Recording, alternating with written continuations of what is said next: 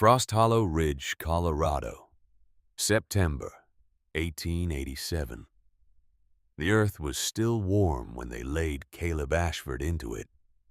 Warm from a summer that had baked the high country clay until it cracked like old leather. Warm in a way that would not last, could not last.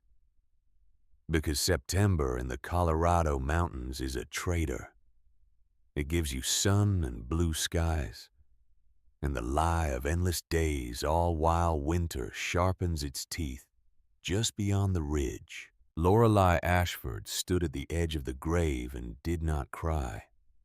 She had cried herself empty 3 days prior when they brought what remained of her husband down from the rock slide on a mule-drawn sledge.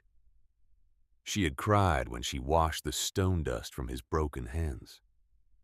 She had cried when she tried to explain to an 8-year-old boy and a 5-year-old girl that their father would not be coming home for supper ever again. But here now, with half the town of Frost Hollow Ridge watching her with eyes that were equal parts pity and judgment, she would not give them tears.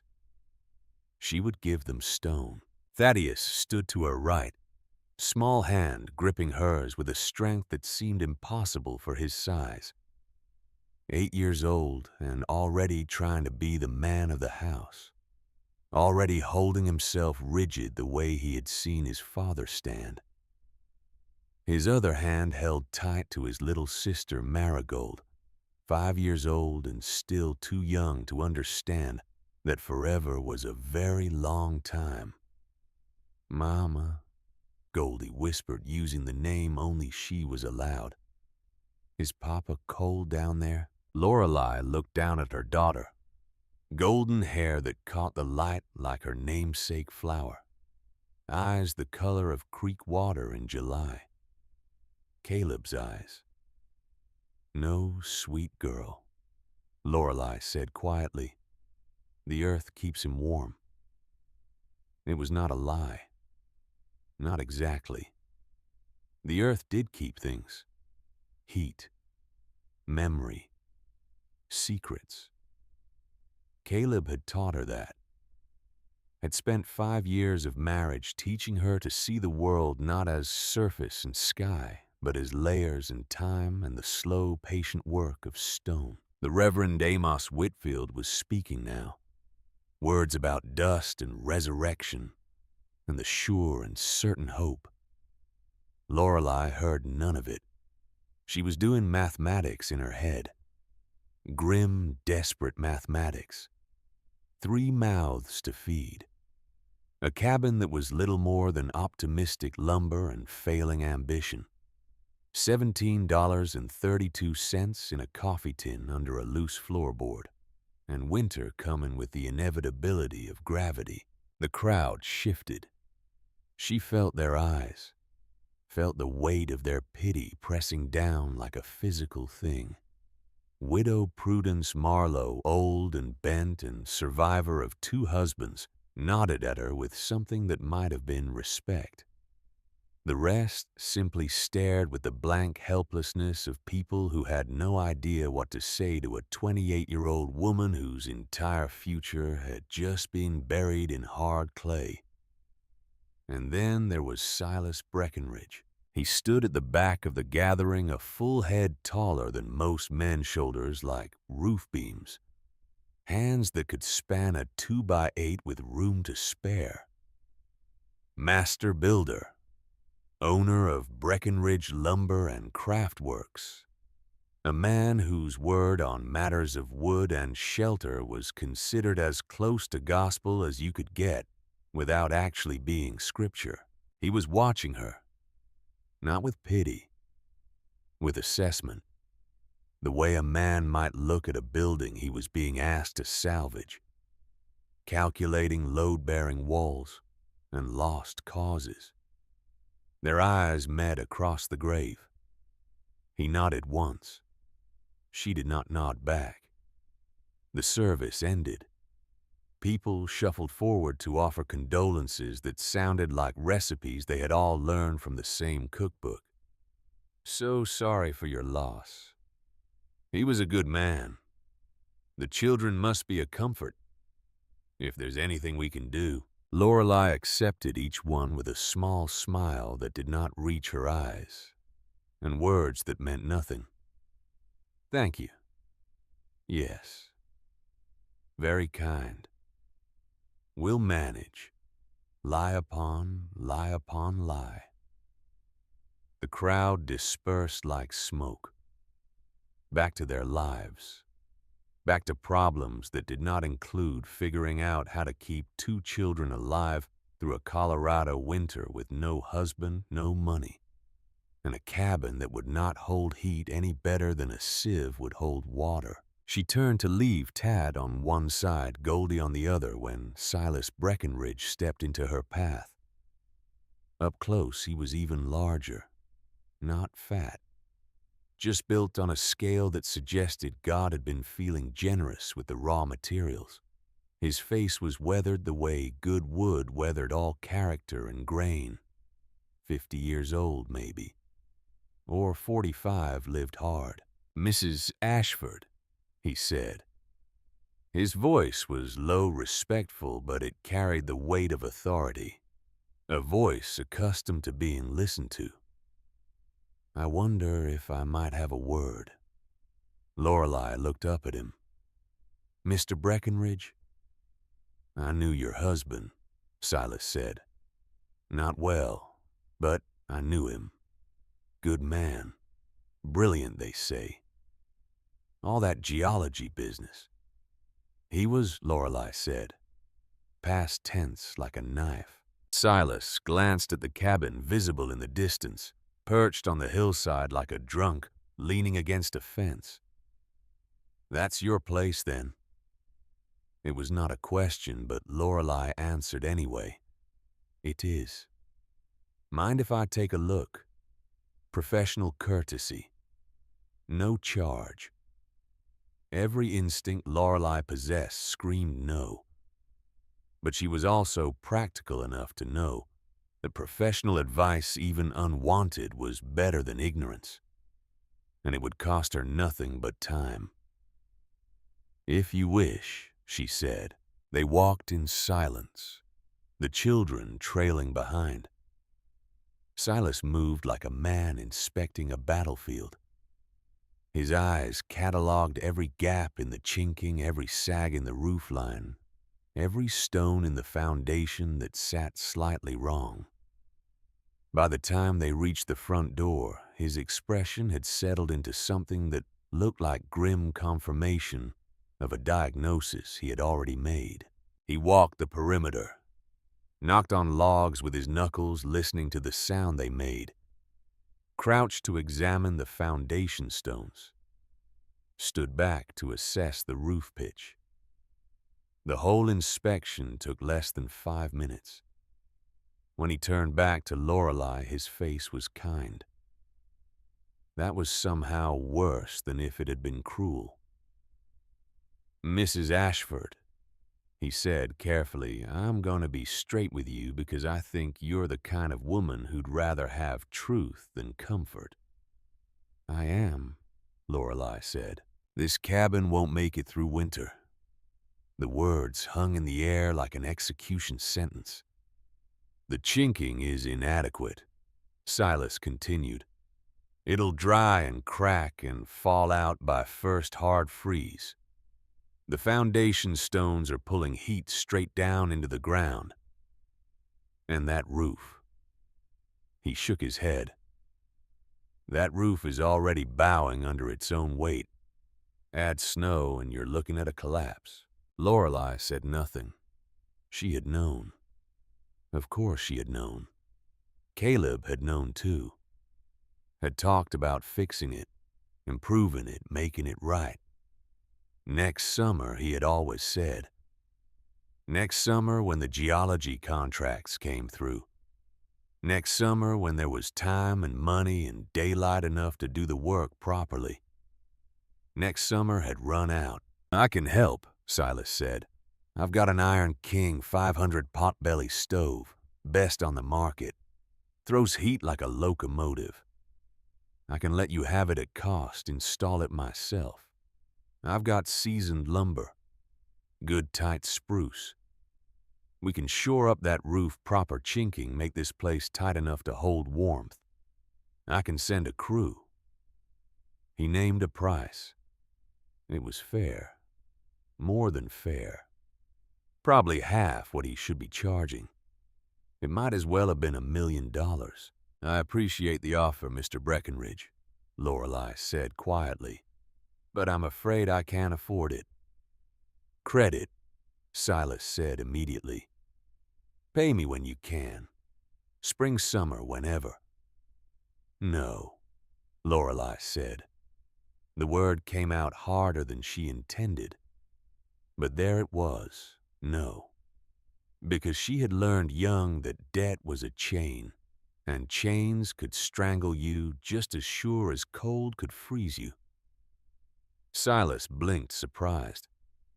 Mrs. Ashford, I'm trying to help. I know, and I'm grateful. But no, something shifted in Silas's expression.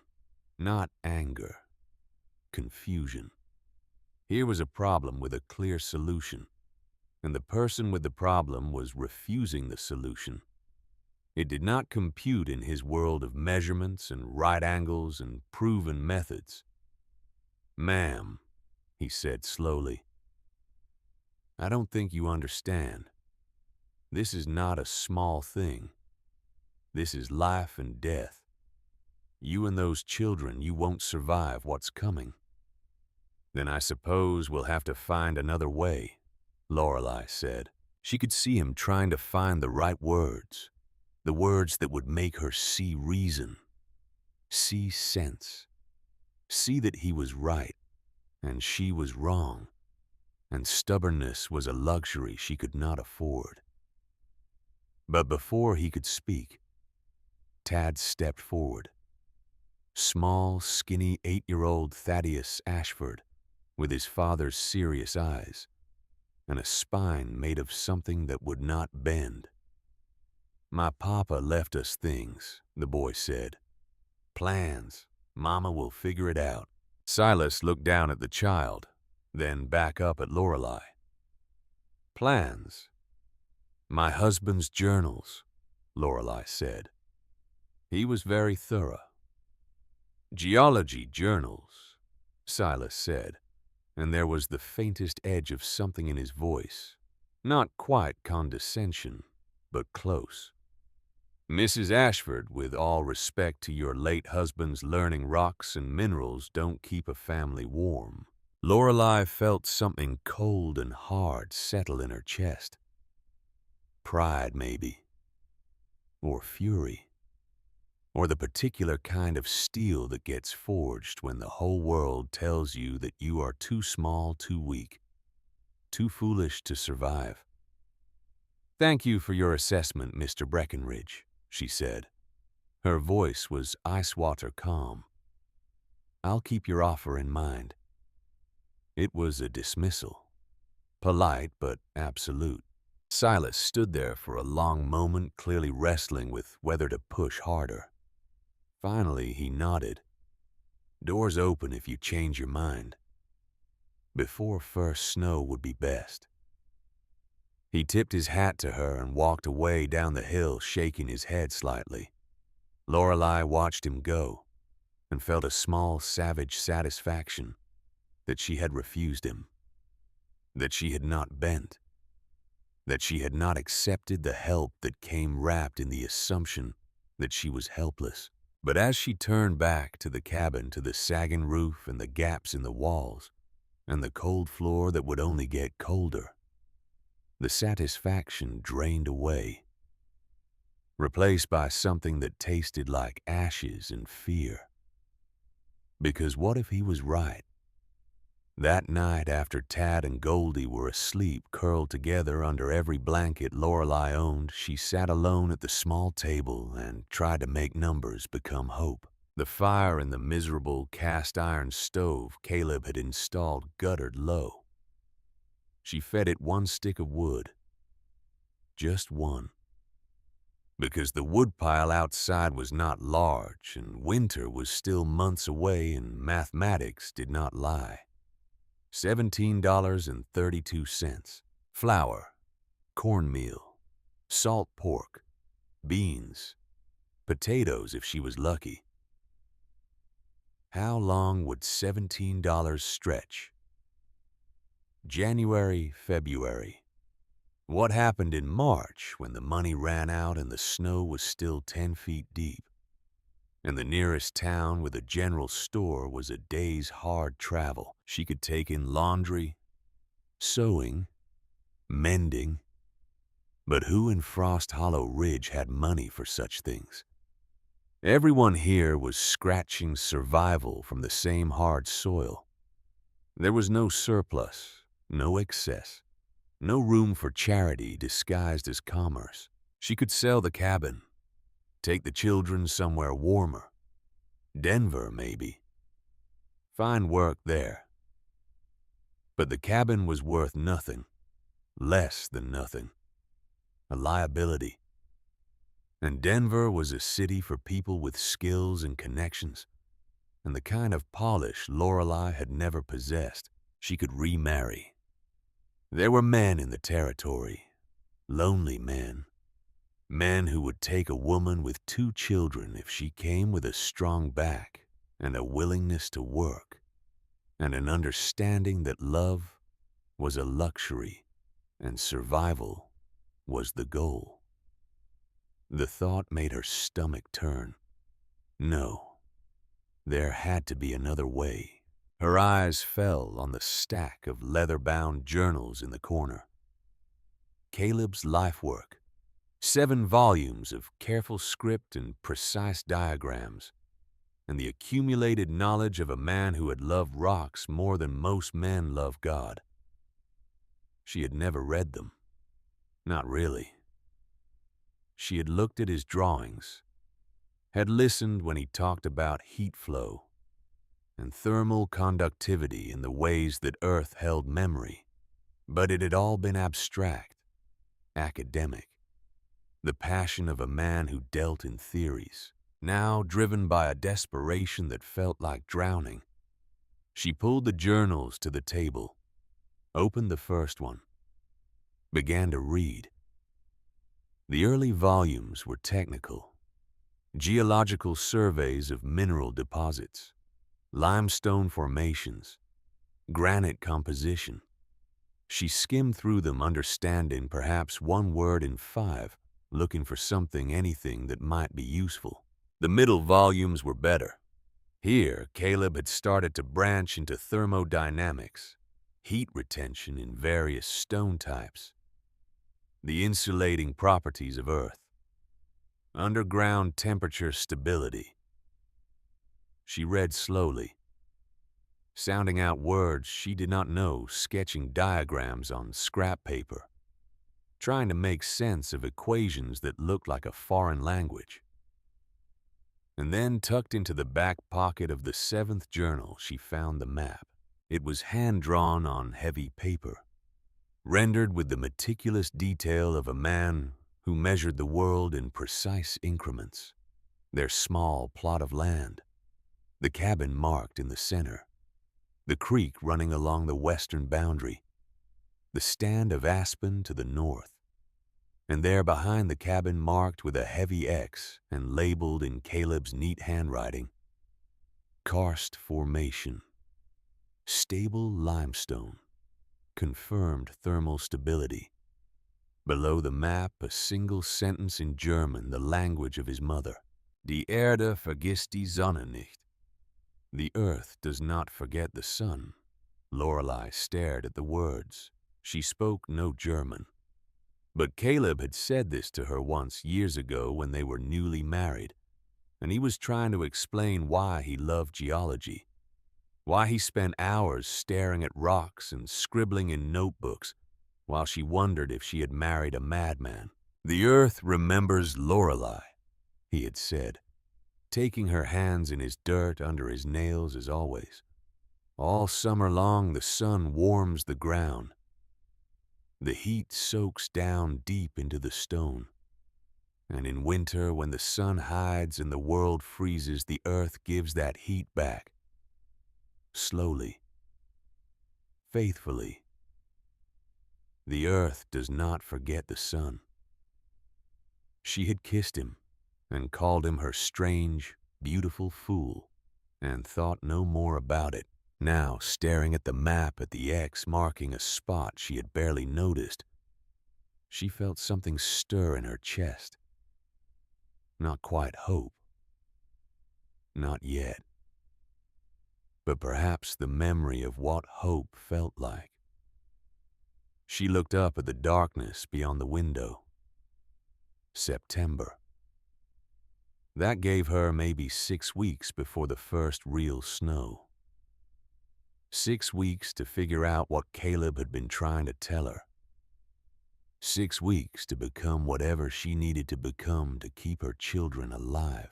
The fire in the stove had died to embers. Lorelei did not add more wood. She sat in the cold and the dark and made a decision that would have seemed like madness to anyone who knew her.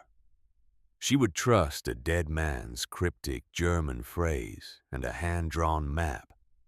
She would trust that her husband, brilliant and impractical and gone, had left her something more valuable than $17.32. He had left her a chance. Morning came cold and clear. Lorelei woke before dawn, stiff from sleeping in the chair, the journal still open before her. Tad and Goldie were still asleep. She could hear their soft breathing from the small room beyond. She heated water on the dying stove, washed her face, braided her hair, put on her oldest dress, the one she wore for hard work, found the pickaxe and shovel Caleb had used for his geological surveys, took the map. The walk to the marked spot took 15 minutes. Up the hill behind the cabin, through scrub oak and juniper, over loose scree that slid underfoot. The morning light was thin and blue, making the landscape look like a sketch done in charcoal and ice. She found the place exactly where the map said it would be. A shadowed cleft in the hillside choked with thorn bush and fallen rock. Nothing about it looked promising. Nothing about it looked like salvation. But she had not come this far to turn back because of thorns. She set to work. The thorn bush fought her. Each branch seemed designed specifically to tear at hands and clothes. She hacked at it with the pickaxe, ripped at it with her hands, dragged it away in armfuls that left her palms bleeding and her forearms striped with scratches. Behind the thorns there were rocks, some small enough to lift, others that required the leverage of the pickaxe to pry loose. She worked without stopping, without thinking, in a kind of trance, where there was only the next stone, the next root, the next obstacle between her and whatever Caleb had found. An hour passed. Then 2. The sun climbed. Sweat soaked through her dress. Her hands were raw. Her back screamed. She did not stop. And then finally she saw it. A dark opening. Not large. Barely wide enough for a person to squeeze through. But there, real, exactly where the map said it would be. She dropped the pickaxe, knelt at the opening, felt cool air breathing out from the darkness, air that smelled of damp stone and earth and deep, secret places. Her hands were shaking as she lit the small lantern she had brought. The flame caught steadied. She held it toward the opening, peering into the dark. Inside was a cave, not a grand cavern, not a cathedral of stone, just a small, intimate space, perhaps 20 feet deep, a dozen feet wide, ceiling high enough to stand. The walls were limestone, pale and smooth, where water had worked them over centuries. The floor was relatively level, covered in a thin layer of dust and fallen rock. But it was the air that made Lorelei catch her breath. It was not cold, not with the biting, aggressive chill of the outside. It was neutral, steady, comfortable almost. She held perfectly still, just breathing, just feeling. The temperature was constant, unchanging, like the air in a root cellar, but warmer. 55 degrees maybe, 60. In October, that would feel cool. In January, when the world outside was 40 below zero, it would feel like spring. The earth does not forget the sun. Lorelei sat down on the cave floor, set the lantern beside her, and began to cry. But these were not the tears of grief she had cried over Caleb's body. These were different, harder, hotter. Tears of relief and rage, and the specific kind of anguish that comes from realizing that the man you loved, the man you buried, had tried to save you, even knowing he might not be there to see it. He had known. Somehow he had known this place existed, had mapped it, had written his cryptic note, had left her this gift wrapped in German and geology and faith, that she would be smart enough, brave enough, desperate enough to find it. "Damn you, Caleb," she whispered to the empty cave. "Damn you for leaving, and damn you for being right." She sat there until the crying stopped, until she could breathe normally, until the mathematics in her head shifted, recalculated, allowed for this new variable. A cave, constant temperature, space enough for a family, protection from wind and snow and the killing cold. And if she could figure out how to heat it, how to make it not just shelter but home, then maybe, just maybe, they had a chance. She picked up the lantern and began to explore. The next 3 days, Lorelei divided her time between caring for Tad and Goldie and studying every word Caleb had written about thermal mass heat retention and underground structures. She read by dim lamplight until her eyes ached, made notes, drew diagrams, tried to translate her husband's academic theories into something she could build with her own 2 hands. The children sensed something had changed. Tad especially. He was old enough to feel the shift in his mother's energy, from despair to desperate focus. "Mama," he said on the 3rd evening, watching her bent over the journals, "what are you doing?"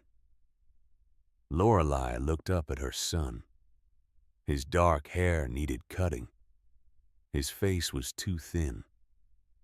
He had Caleb's eyes, serious and searching eyes that demanded truth, even when lies might be kinder. "I'm learning Tad," she said. "Learning what?" "How to keep us alive." Tad considered this. "Is it in Papa's books?" "Yes." "Can I help?" Lorelei felt her throat tighten. This boy, 8 years old, and asking if he could help save his own life. "Come here," she said. He came. She pulled him onto her lap, though he was really getting too big for it, and opened one of the journals to a diagram Caleb had drawn. It showed a cross-section of Earth layers with temperature gradients marked at different depths. "See this," she said, pointing. "Your papa discovered that the Earth stays warm. Even in winter, when the air is freezing, the ground stays at a constant temperature, about as warm as a cool day in spring." Tad studied the diagram with the intensity of a scholar. "How?" "The sun warms the earth all summer. The heat soaks down into the rock, and rock holds heat, like a battery holds electricity. Do you understand? I think so, Tad said. The ground remembers summer. Yes, Lorelei said, and her voice caught. Yes, exactly. The ground remembers summer. So we're going to use the ground to stay warm. We're going to try. Tad looked up at her with those serious eyes. Will it work? Lorelei could have lied, could have given him certainty. But she had promised herself she would never lie to her children about things that mattered. I don't know, sweetheart, but it's the best chance we have. Tad nodded slowly. Then we should do it. He slid off her lap, walked to the stack of journals, and picked up the one with the map.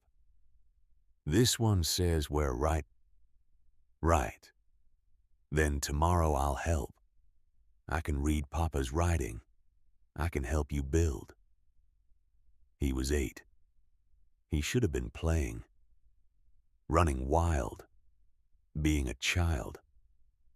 Instead, he was offering to help construct the thing that might save or doom them all. All right, Lorelei said softly. Tomorrow you help. That night, she wrote in the margin of Caleb's journal in her own less elegant hand. I found your cave. I understand what you were trying to tell me. I don't know if I can do this, but I'm going to try. For them, for us, for you. I wish you were here. I wish you could tell me if I'm understanding correctly. But you're not here. So I have to trust that you trusted me, and I have to be enough. The earth remembers the sun. I'll try to remember everything you taught me. She did not sign it. There was no need. In some way she could not quite articulate, she felt that the journal was a conversation now. Caleb speaking to her from the past. She speaking to him from the desperate present. Both of them reaching toward a future that depended on limestone and heat and faith. The work began in earnest the next morning. Lorelei took both children to Widow Marlowe's small cabin at the edge of town. The old woman opened the door, took one look at Lorelei's set jaw and bleeding hands, and simply nodded. You need someone to mind the little ones, Prudence said. It was not a question. For a few hours each day, I can't pay. Not now. But I will. Eventually. Prudence waved a gnarled hand. Lost 2 husbands, girl. I know what it is to scramble. Bring them over. They can help me with small things. Keep an old woman company. Thank you, Lorelei said, and meant it with a depth that had no bottom. With Tad and Goldie safe, Lorelei returned to the cave. She brought tools, rope, a wheelbarrow, and a determination that felt like iron in her bones. The first task was clearing. She hauled out loose rock bucket by bucket, wheelbarrow load by wheelbarrow load. Her back ached. Her hands blistered, then bled, then calloused. She did not stop, could not stop. Because every day that passed was one day closer to winter. She worked from dawn until she could no longer see. Came home to her children exhausted and covered in dust. Made them simple meals, read to Goldie. Let Tad read passages from Caleb's journals aloud, his young voice stumbling over technical terms determined to understand. After a week, the cave floor was clear, smooth, ready. After 2 weeks, she had widened the entrance enough to bring in larger stones. built a low retaining wall around the opening using rocks. She pried from the hillside and mortar she mixed from clay and sand and straw. She was not digging a grave, though she knew that was what the town whispered. She was excavating a womb, a place of safety, of warmth, of life. On a cool afternoon in early October, she made the trek to the blacksmith's forge at the far end of Frost Hollow Ridge. The smith, Tobias Crane, was a man of 50 with arms like oak branches and a face that had forgotten how to smile sometime in the past decade. He looked up from the horseshoe he was shaping as Lorelei entered. "Mrs. Ashford," he said. His voice was like gravel. "Condolences on your husband." "Thank you, Mr. Crane. What can I do for you?" Lorelei pulled a list from her pocket. Caleb's handwriting, precise and numbered. "I need fire brick, the dense kind, heat resistant, and iron pipe, 3-inch diameter, about 40 feet total. And if you have any scrap cast iron sheeting, I'll take that too." Tobias took the list, read it. His eyebrows climbed toward his hairline. "This is specific. This is for a specialized stove or furnace." "Yes. You building something? I'm trying." He looked at her for a long moment. Then he walked to the back of his forge into the shadowed storage area. Came back with a crate. Opened it. Inside were fire bricks. Good ones. Exactly the type specified on the list. "Your husband ordered these," Tobias said quietly. "Last year. September, I think. Paid half up front. Said he'd be back for them." Lorelei felt the world tilt slightly. "He ordered them." "Yes, ma'am. Had very specific requirements. Even drew me a diagram." Tobias pulled a folded paper from a drawer, unfolded it. It was Caleb's hand. A drawing of what looked like a masonry stove, a combustion chamber, a long serpentine flue path, notes about thermal mass and heat exchange and complete combustion. "He was planning this," Lorelei said softly. He knew. Tobias looked at her with something that might have been respect. "Knew what?" "That he might not make it back. That we'd need this." She looked up at the blacksmith. "How much do I owe you?" He paid half.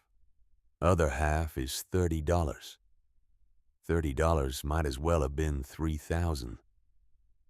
"I can't pay that now, but I will. I swear I will." Tobias studied her.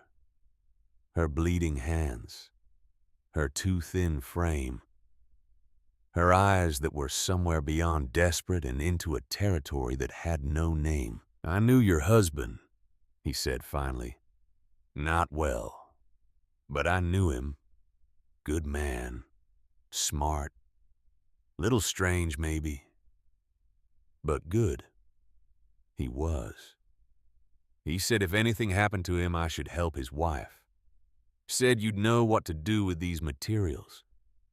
Said you were smarter than you gave yourself credit for." Lorelei felt tears threaten, pushed them back. "He said that," word for word, Tobias began loading fire bricks into a canvas sack. "Take them. Pay me when you can. Spring. Summer. 5 years from now. I don't care. Just build whatever it is he thought you could build." "Thank you," Lorelei whispered. "Don't thank me yet. Thank me if it works." She hauled the materials back to the cave in multiple trips, using the wheelbarrow. and a determination that felt like madness. Each journey took an hour. She made 7 trips. By the time she finished, the sun was setting and her entire body felt like it had been beaten with hammers. But she had everything she needed.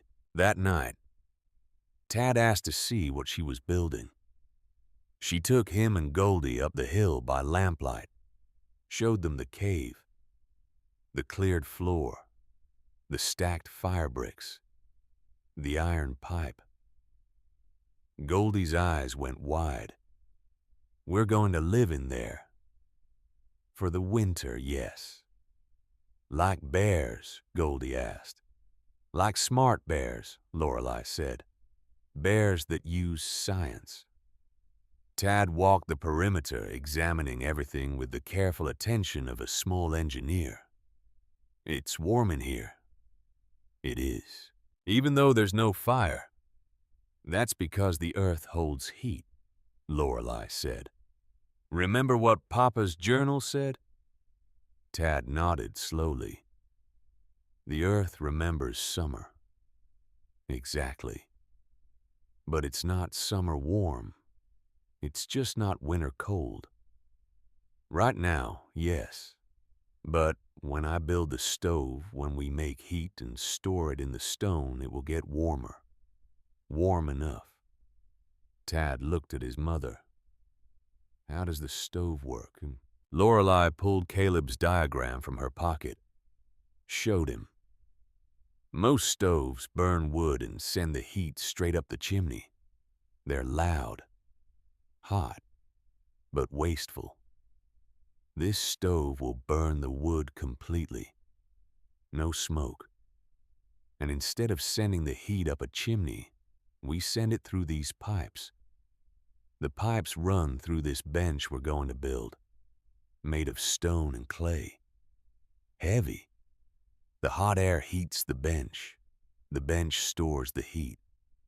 And even after the fire goes out, the bench keeps radiating warmth. For hours, maybe days." "That's smart," Tad said. "Your papa was smart." "But you're building it." Lorelei looked at her son.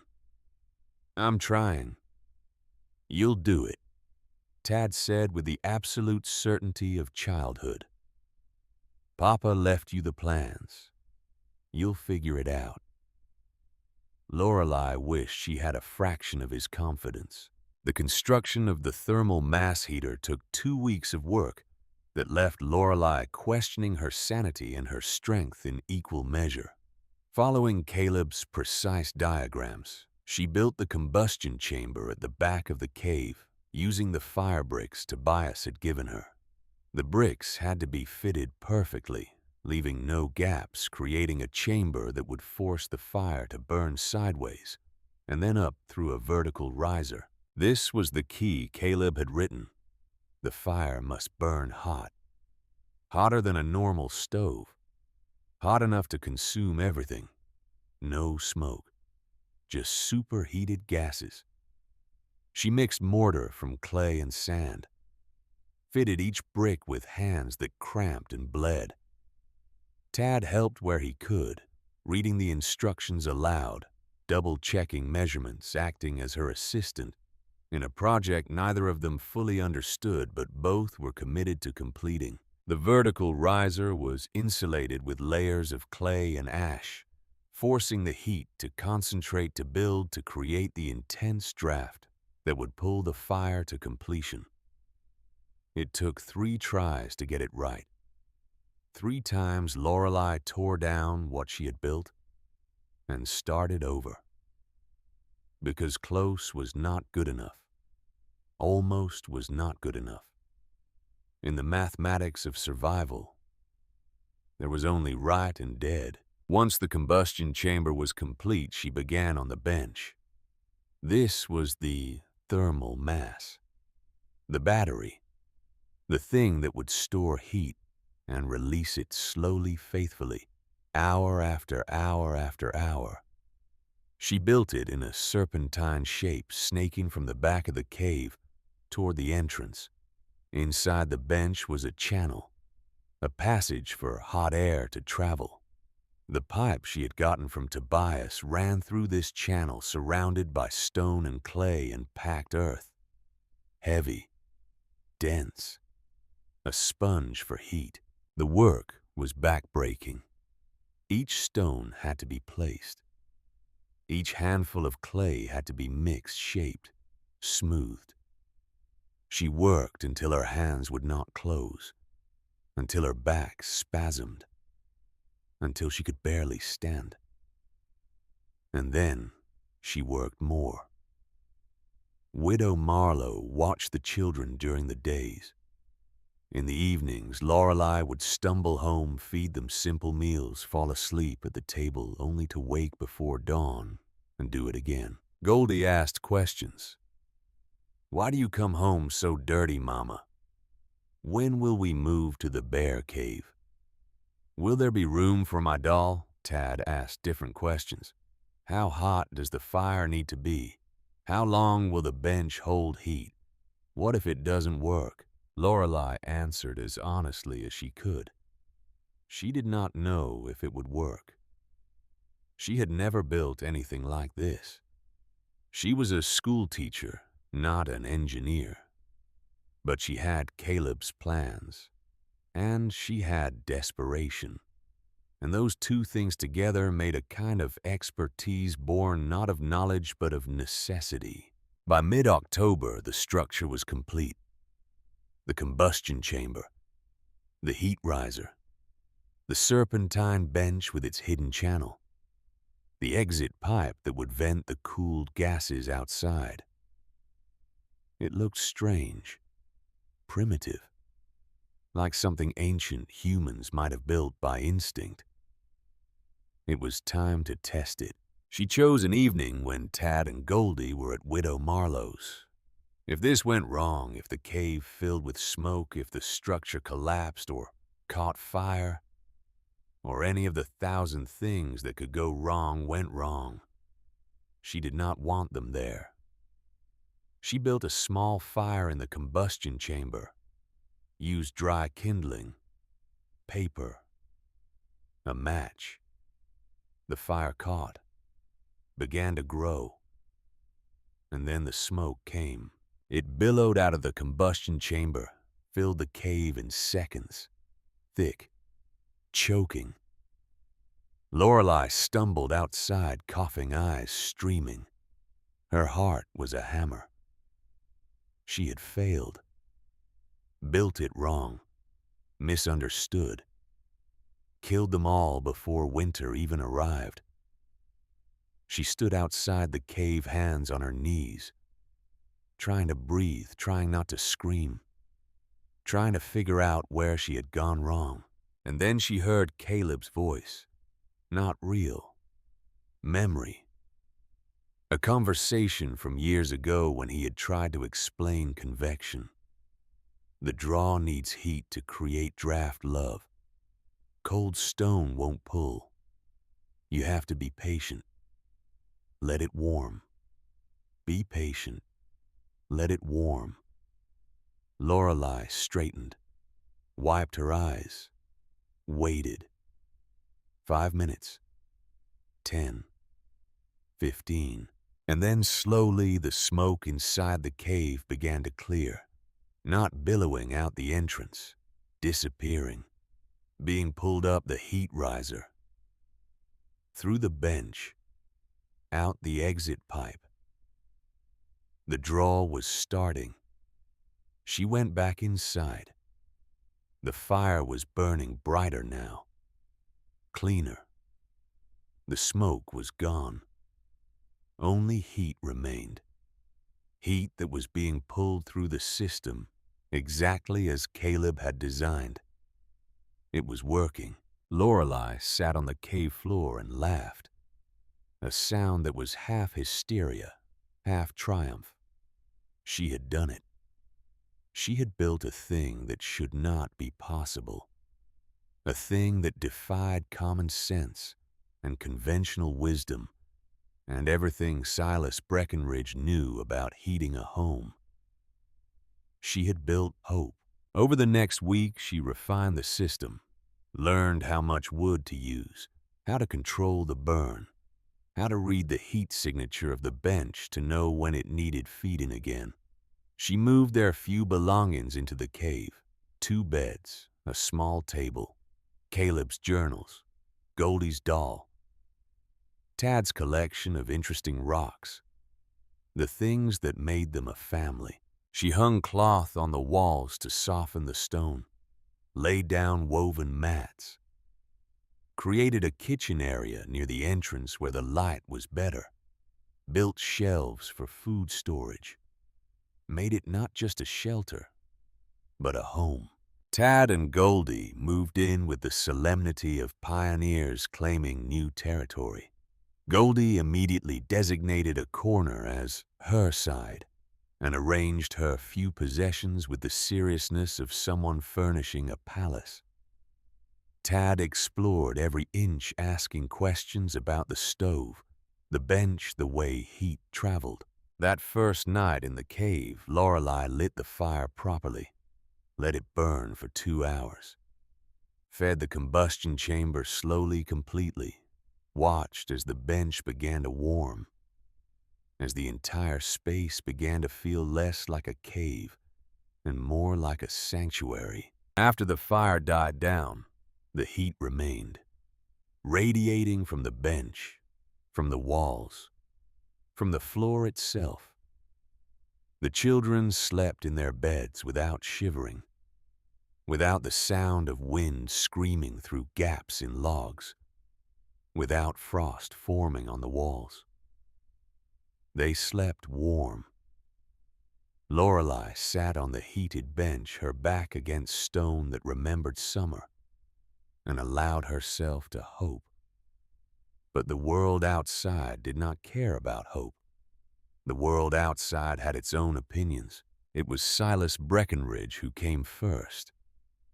He appeared at the cave entrance on a gray afternoon in late October. Lorelei was teaching Goldie her letters by lamplight. Tad was outside gathering the small sticks and branches they used for fuel. The knock on the wooden door she had fashioned startled them both.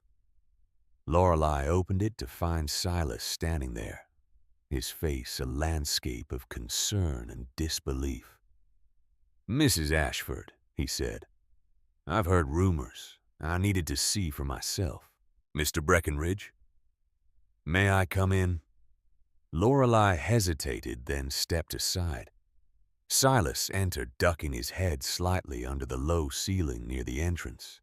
His eyes adjusted to the lamplight, took in the cave, the beds, the table, the strange bench running along the wall, the small iron door of the combustion chamber. He turned slowly, cataloging everything. When he faced her again, his expression was a complicated mix of emotions Lorelei could not entirely read. "You're living here," he said. "We are. In a cave." "Yes. Mrs. Ashford." He said her name like a prayer for the condemned. "This is not a home. This is a hole in the ground. You cannot raise children in a hole in the ground. The children are fine, Mr. Breckenridge. They're warm. They're healthy. They're safe." "Safe." His voice rose slightly. "You've built some kind of stove in here. There's no proper chimney. You'll suffocate. You'll fill this space with smoke and poison, and your children will die in their sleep." Goldie looked up from her letters, eyes wide. Lorelei kept her voice calm. "The stove is designed not to smoke. The combustion is complete. The gases are vented outside through that pipe." She pointed. Silas looked at the pipe, looked back at her. "Who designed this?" "My husband." "Your husband was a geologist, not an engineer." "My husband studied thermodynamics, heat flow, earth science. This stove uses principles he spent years researching." "Researching is not building." Theory is not practice. Mrs. Ashford, please, I'm begging you. Come back down to your cabin. Let me install a proper stove. Let me make things right before it's too late. He meant well. Lorelei could see that. He genuinely believed he was trying to save her from her own ignorance, from the dangerous foolishness of trusting dead man's theories over living man's proven methods. I appreciate your concern, Mr. Breckenridge, Lorelei said, but we're staying here. Why? The word was almost a shout, frustration breaking through his careful civility. Why would you choose this when I'm offering you help, offering you safety? Because your stove is hungry, Lorelei said quietly. It eats and is never full, and the heat it gives flies straight up and out. It heats the ceiling and leaves the floor cold. It's a war that can't be won. Silas stared at her as if she had started speaking in tongues. I have installed 60 stoves in this territory. 60 families trust my work, my judgment. I'm sure they do. Then why don't you? Because I trust my husband more. The words hung in the air between them. Not hostile, not cruel, just true. Silas opened his mouth, closed it. Whatever argument he had been planning died on his tongue. Finally, he said,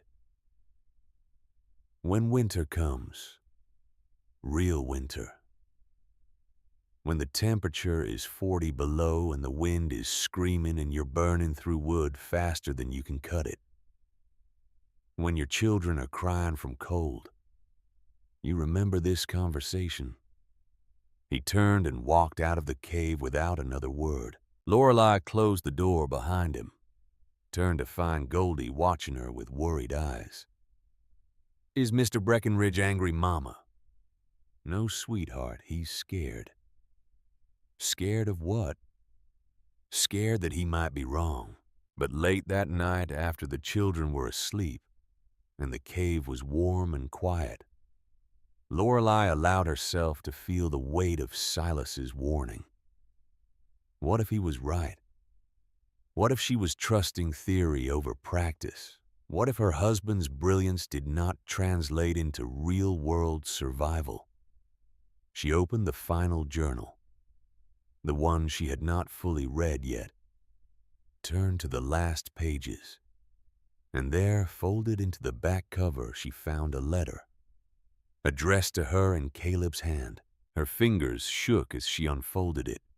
My dearest Lorelei, if you are reading this, then I am gone, and you have found the cave, and you are afraid. I want you to know something. You are the bravest person I have ever met. Not because you are fearless, but because you move forward even when afraid. I have left you plans, diagrams, calculations, but you may doubt them. You may doubt yourself.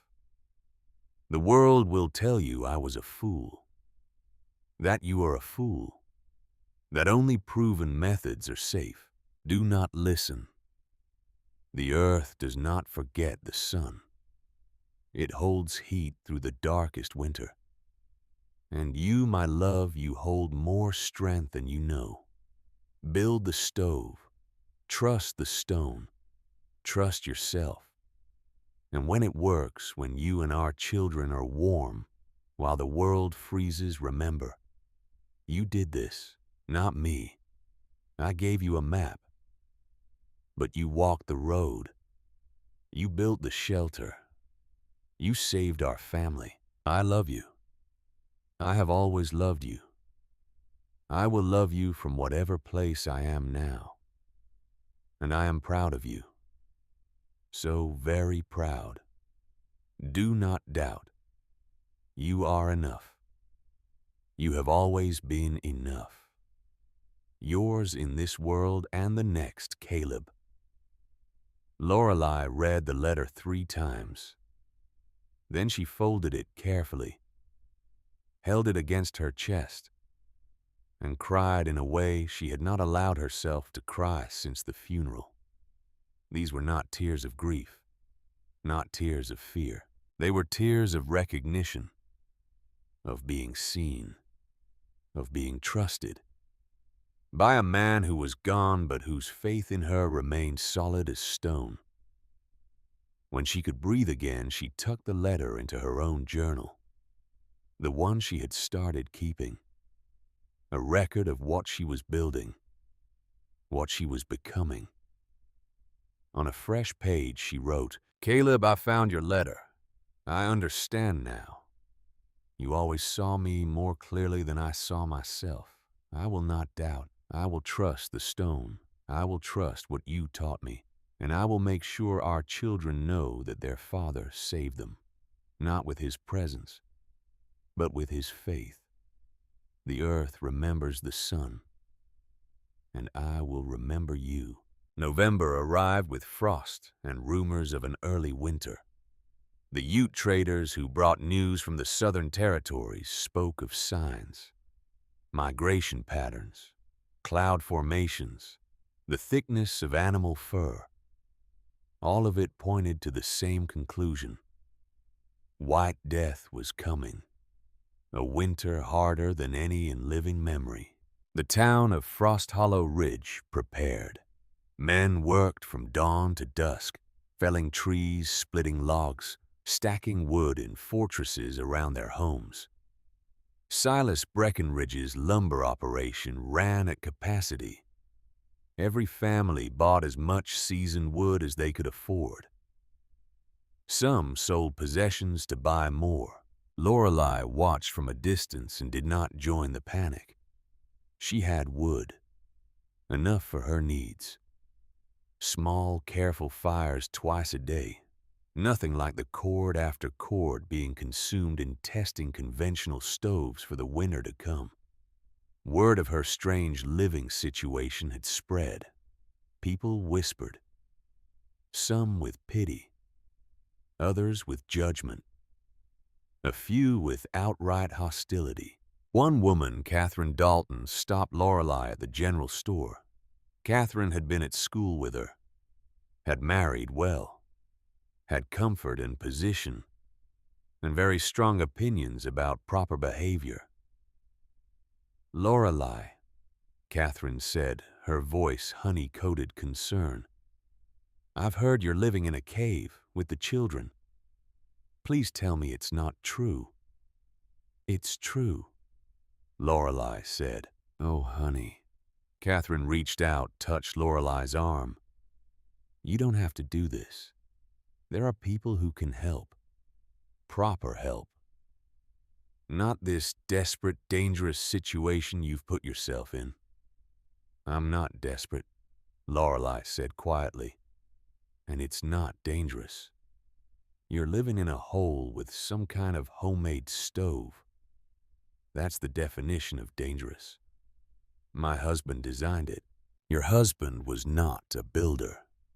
Silas Breckenridge is a builder. Listen to him. Accept his help. Before it's too late." Lorelei looked at Catherine, saw the genuine concern, saw also the judgment, the assumption that grief had driven her mad, that a woman alone could not possibly know what she was doing.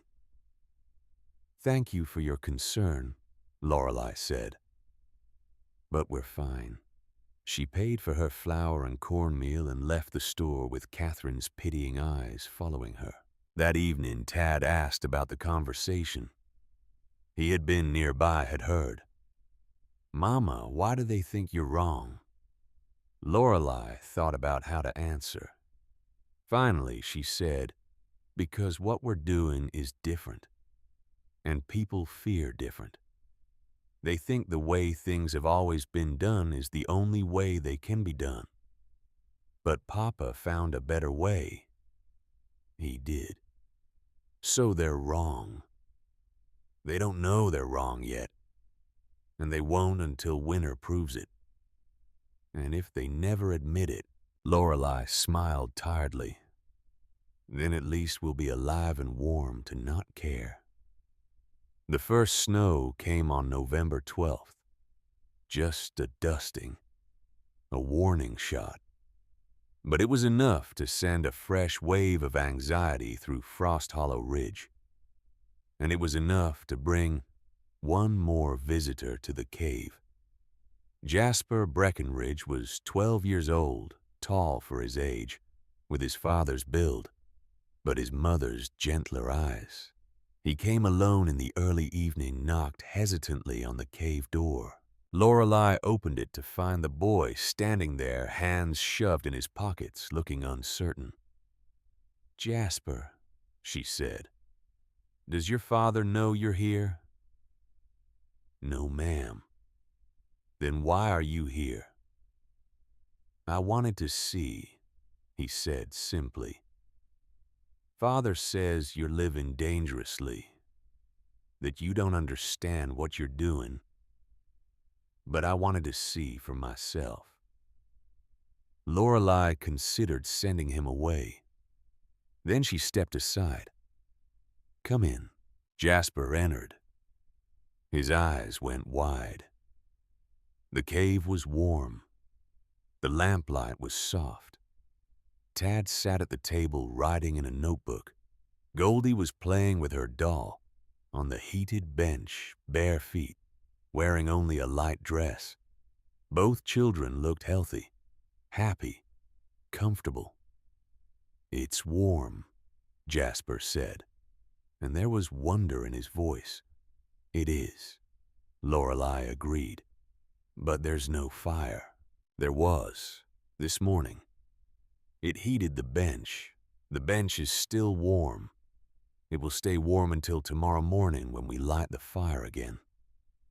Jasper walked over to the bench, touched it tentatively. "It's like it's alive." "In a way it is," Lorelei said. "It breathes in heat and breathes it out slowly. Father's stove at home doesn't do that. It goes cold an hour after the fire dies." "I know." Jasper turned to look at her. "He says you'll die here. I know he thinks that." "Will you?" Lorelei met the boy's eyes, saw the genuine question there, the fear for them, but also something else, a kind of hope. "No, Jasper, we won't." "How can you be sure?" "Because this is based on science, on the way the earth holds heat, on principles that don't change just because they're different from what people are used to." Tad looked up from his notebook. "My papa was smart, smarter than anyone. He wouldn't leave us something that didn't work." Jasper looked at Tad. Two boys nearly the same age, one with a father, one without. "My father is smart, too." "I'm sure he is," Lorelei said gently. "But smart people can be wrong, especially if they only know one way of doing things." Jasper stood there for a long moment, processing. Finally, he said, "I should go, before Father misses me." "Jasper," Lorelei said as he turned to leave, "you can come back, any time, if you want to learn how this works." The boy nodded. Then he was gone into the gathering darkness. Tad looked at his mother. "His father will be angry if he finds out he came here." "Probably. But you invited him back anyway. Because maybe if he sees that we're all right, he'll tell his father. And maybe his father will listen to him the way he won't listen to me." "Will it work?" Lorelei smiled. "I don't know, Tad. But it can't hurt to try." That night, as Lorelei lay in her bed with Goldie curled beside her, and Tad in his own small cot, she listened to the sound of wind beginning to pick up outside. The first real wind of winter, testing the mountain, looking for weakness. In her old cabin, that wind would have howled through every gap, every crack, every poorly fitted log. It would have stolen warmth and brought cold and made sleep impossible. Here in the cave, it was a distant whisper. The stone walls held. The earth held. The carefully built door held. They were safe. They were warm. They were alive. And winter, the great white death that everyone feared, had not even truly begun. The months between November and March moved with the strange dual pace of winter in the high country. Days that felt endless. Weeks that vanished like smoke. Lorelei and her children lived in their cave, warm and hidden, while above them the town of Frost Hollow Ridge prepared for the war everyone knew was coming. December brought snow. January brought more. February was a month of white silence and smoke rising from every chimney in thin, desperate columns. The wood piles that had seemed so immense in autumn began to shrink. Men spent their days splitting logs and their nights feeding stoves that screamed their heat into frozen air and achieved nothing but the temporary illusion of comfort. In the cave, Lorelei burned 2 small fires a day, morning and evening.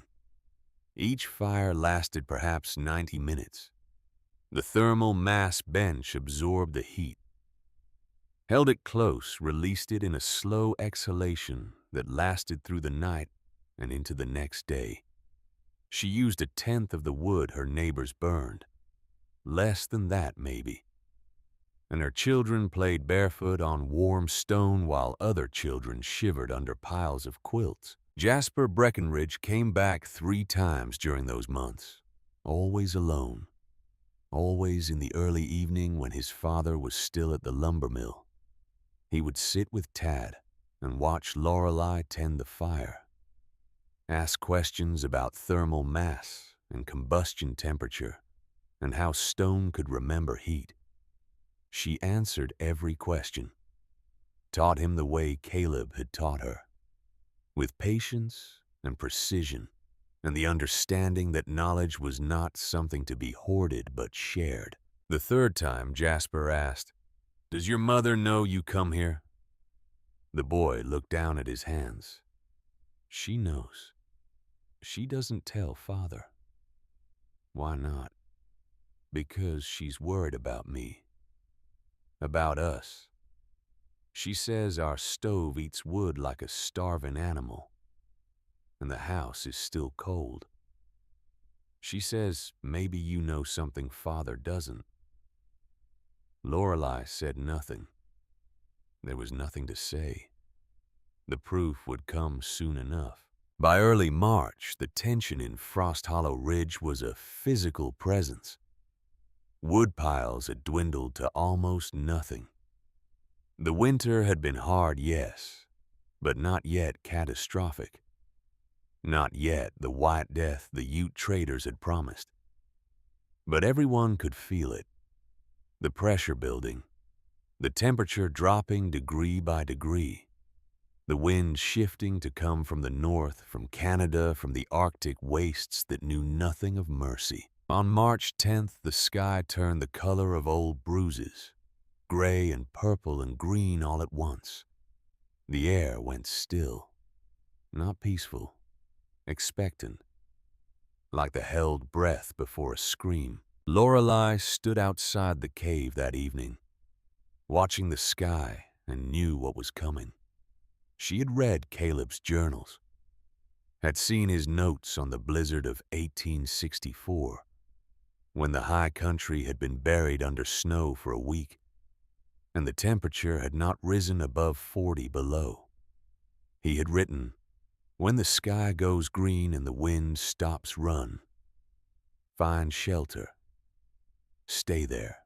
She looked down at the town below, saw the smoke from 60 chimneys, saw the lights in windows, saw people moving about, hurrying to finish last preparations. stacking wood, checking stoves, boarding windows. Silas Breckenridge stood in his doorway. Even from this distance, Lorelei could see the set of his shoulders. Confident, ready. A man who had prepared correctly and knew it. She felt a strange pang of something that was not quite pity, but close to it. He had done everything right according to the wisdom he possessed, had built his fortress of wood, had installed the best stove money could buy, had followed every rule and proven method, and it would not be enough. She turned and went back into the cave. Tad and Goldie were already in their nightclothes. Goldie was arranging her doll and the small cloth animals Widow Marlowe had sewn for her. Tad sat at the table reading one of Caleb's journals by lamplight, his lips moving slightly as he sounded out the harder words. Lorelei checked the cave one final time. The door was solid. Heavy wood backed with layers of packed straw and clay for insulation. The leather hinges she had made were strong. The small ventilation pipe near the ceiling was clear. The food stores were organized and accessible. The water barrel was full, fed by a trickle from a spring at the back of the cave that never froze. Everything was ready. She went to the combustion chamber, built the fire with more care than usual, fed it slowly, evenly, watching the flames find their rhythm, watched as the heat began to rise through the riser flow, through the serpentine channel. In the bench heat, the mass of stone and clay and earth. The fire burned for 2 hours, longer than usual. She wanted the thermal mass fully charged, wanted every possible degree of heat stored in that stone before the storm arrived. When she finally closed the iron door and let the fire die to embers, the bench was almost too hot to touch comfortably. She could feel the heat radiating, could see the air shimmer slightly above the clay surface. "Mama," Goldie said from her bed, "why did you make such a big fire?" "Because tomorrow we might not be able to make one at all," Lorelei said. "The storm is coming. A bad one. We'll stay inside until it passes."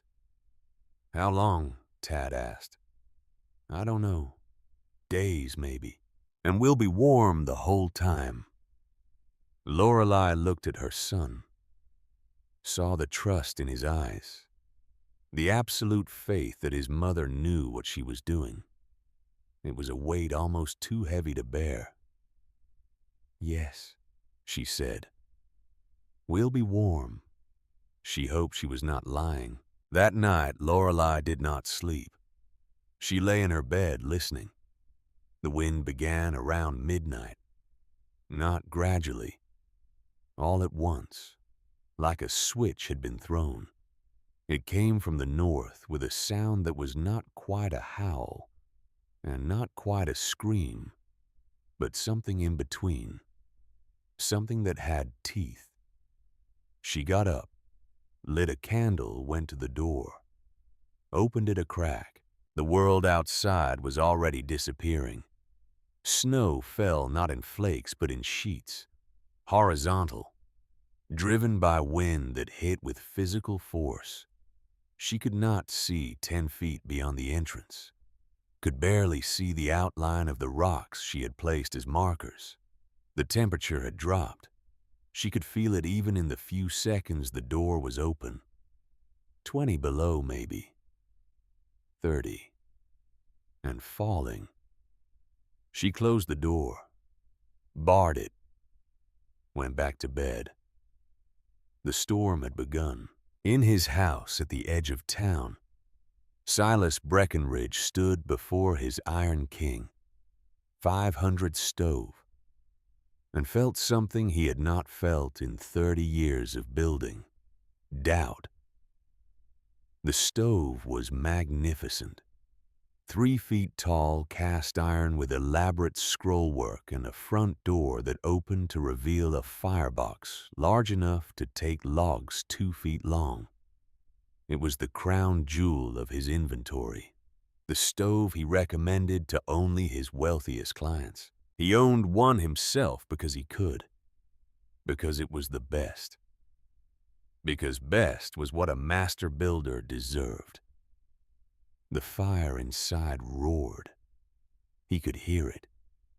A freight train of combustion. The metal sides glowed dull red. The heat it threw was intense enough to make him step back. And yet, the corners of the room were cold. Ice was already forming on the inside of the windows. His wife, Margaret, sat close to the stove, wrapped in 3 shawls. Jasper lay on a pallet even closer, covered in quilts. And still Silas could hear his son's teeth chattering. The stack effect was ferocious. Every bit of hot air the stove produced rocketed straight up to the ceiling, pooled there uselessly, and escaped through the gaps in the roof boards, while cold air was sucked in through every crack at floor level to replace it. He was not heating the house. He was heating the sky. Silas fed another log into the stove, then another. The pile of wood beside the stove, which had seemed adequate when he brought it in at dusk, was already half gone. He looked at the window, could not see through it. The world outside was white chaos. How long would this last? The Ute traders had said days. 3, 4, maybe more. He had wood for 3 days if he was careful. If the temperature stayed merely cold instead of catastrophic. But the temperature was not staying merely cold. It was dropping with a speed that felt malicious, intentional, as if the storm knew where his weakness was and was probing for it. "Father," Jasper said from his pallet, "I'm cold." "I know, son. Come closer to the stove." "I'm as close as I can get without burning." Silas looked at his boy, 12 years old, strong, healthy, the pride of his life, and he was shivering 3 feet from a stove that was consuming wood at a rate that would bankrupt most families. "Margaret," Silas said, "bring more blankets." "We're using all the blankets we own," his wife said quietly. For the first time in a very long time, Silas Breckenridge did not know what to do. Dawn came to the cave not with light, but with awareness. Lorelei woke to find Goldie curled against her like a cat seeking warmth. But the child was not cold. None of them were cold. The cave was still warm, not hot, not the scorching heat that Silas's stove would throw. Just a deep, pervasive, comfortable warmth that came from everywhere at once. She slipped out of bed carefully, not waking her daughter, went to the bench, placed her palm flat against the clay surface, still warm, not as hot as last night, but warm, radiating, giving back what it had been given. She checked her pocket watch, 6 in the morning. The fire had died 12 hours ago, and the thermal mass was still working, still heating the space, still keeping them alive. Tad stirred in his cot, sat up, rubbed his eyes. "Is it still storming?" "I think so," Lorelei said. "But we're all right." The boy got up, walked to the door. "Can I look?" "Just a crack. Don't let the cold in." Tad opened the door perhaps 6 inches. The howl of wind intensified immediately. Snow tried to force its way in. He looked for a moment, then closed the door quickly. "I can't see anything," he said. "It's all white." "That's the storm. Are the other people okay in town?" Lorelei thought about how to answer. Settled on honesty. "I hope so. They have stoves. They have wood. They'll do their best. But their stoves aren't like ours." "No. So they'll be colder." "Probably." Tad was quiet for a moment. Then he said, "I'm glad Papa knew about the earth remembering the sun." "So am I, sweetheart." Goldie woke an hour later. Lorelei made them a simple breakfast. Cornmeal mush with a bit of honey. Widow Marlowe had given them hot tea. They ate at the table, the lamp casting warm light, the bench radiating its patient heat. And for a little while it was possible to forget that outside the world was trying to kill them. After breakfast, Lorelei taught Goldie her letters. Tad read from his father's journals, asking questions about thermal conductivity and specific heat capacity. Lorelei answered as best she could, sometimes reading passages aloud, sometimes improvising when the concepts were too complex for easy explanation. By midday, she checked the bench again. The surface was cooler now. Not cold, not even cool really, but cooler. She could feel the difference. She did the mathematics in her head. The fire had been out for 18 hours.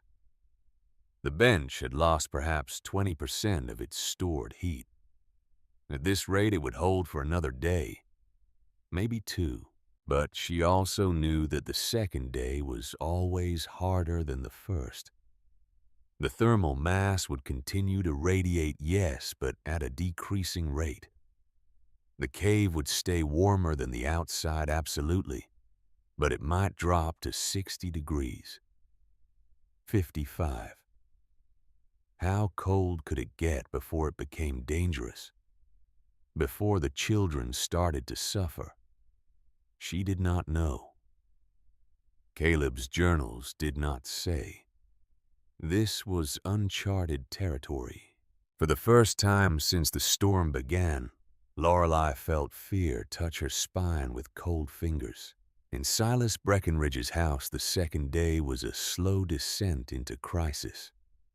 The woodpile he had brought inside was gone by noon. He had burned through it in 18 hours. Burned logs that should have lasted 3 days in half a day because the cold was so profound and the stack effect so vicious that the stove could not work fast enough to make a difference. He went outside to get more wood. The storm hit him like a physical assault. Wind that knocked him sideways. Snow so thick it was like drowning in frozen water. Cold that found every gap in his clothing and drove needles of pain into his skin. The woodpile was 15 feet from the door. It took him 10 minutes to reach it. The snow had drifted against it, covering the wood in a white shroud. He dug frantically, his hands already going numb, and pulled free an armload of logs. The trip back to the house took longer. He could not see the door. Could not see anything. Navigation was by feel and memory and desperate hope. When he finally found the door, stumbled inside, dropped the wood. His hands were white and senseless. Margaret had to help him pull off his gloves. Had to rub his fingers until the blood came back. And the pain made him gasp. "You can't go out there again," she said. "We need wood. Then we ration what you brought. But you can't go out there. You'll die." Silas looked at the small pile of logs he had managed to retrieve. 8 logs. Maybe 10 hours worth if he fed the stove sparingly. And then what? He looked at Jasper. The boy had stopped shivering. That should have been good news. But Silas knew enough to know it was not.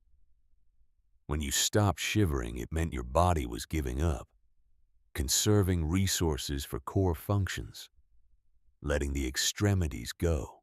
"Jasper," he said, his voice rough. "How are you feeling?" "Tired, Father. Very tired." "Stay awake for me. Can you do that?" "I'll try."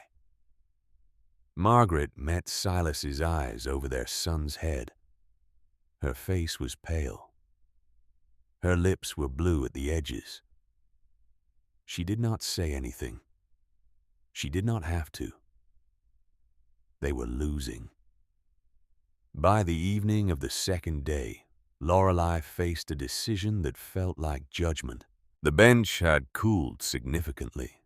The cave temperature had dropped to 62 degrees, still warm by any reasonable measure, still far warmer than the outside where the temperature had plummeted to something approaching 50 below zero, but cool enough that Goldie had asked for an extra blanket, cool enough that Lorelei could see her breath when she exhaled. She had wood for one fire. She could light it now. Recharge the thermal mass. Bring the temperature back up to comfortable levels. The children would be warm tonight. Tomorrow would be easier. But if the storm lasted longer than expected, if this was only the second day of a 4-day or 5-day siege, then using wood now meant having less wood later, meant potentially facing the worst of the storm with no fuel, and a cold thermal mass, and children who were already at the edge of their endurance. The mathematics were cruel. She could make them comfortable now and risk disaster later, or she could make them uncomfortable now and save the fuel for when they truly needed it. Lorelei sat on the cooling bench and pulled out Caleb's journal, the one with the technical specifications, the one with the heat retention calculations. She found the formula for thermal mass cooling rate, read it 3 times, did the math with a pencil on scrap paper, double-checking each number, each variable. The bench would hold heat for 72 hours at a gradually decreasing rate. It had been 48 hours since the last fire. That meant she had 24 hours remaining before the thermal mass reached equilibrium with the ambient cave temperature. If she waited, if she held off lighting the fire until tomorrow morning, she could stretch the fuel, could make sure that when the storm reached its peak, when the cold was most vicious, they would have the resources to fight back. It was the smart choice, the strategic choice, the choice Caleb would have made. It was also the choice that meant her children would spend the night at 60 degrees instead of 70, would wake up cold, would ask her why she was not making a fire, would trust her to keep them safe, even as she let them suffer. Tad looked up from his reading. "Mama, are you going to light the fire?" Lorelei met her son's eyes. "Not tonight." "Why not?" "Because I need to save the wood, in case the storm lasts longer. It's getting colder in here." "I know. Will we be all right?" This was the moment where she could lie, could reassure him with false certainty, could make the fear go away with words that meant nothing. She did not lie. "I think so," she said, "but I'm not completely sure. What I am sure of is that if we use all our wood now and the storm keeps going, we'll be in real danger. So we have to be cold tonight so we can be warm later." Tad processed this.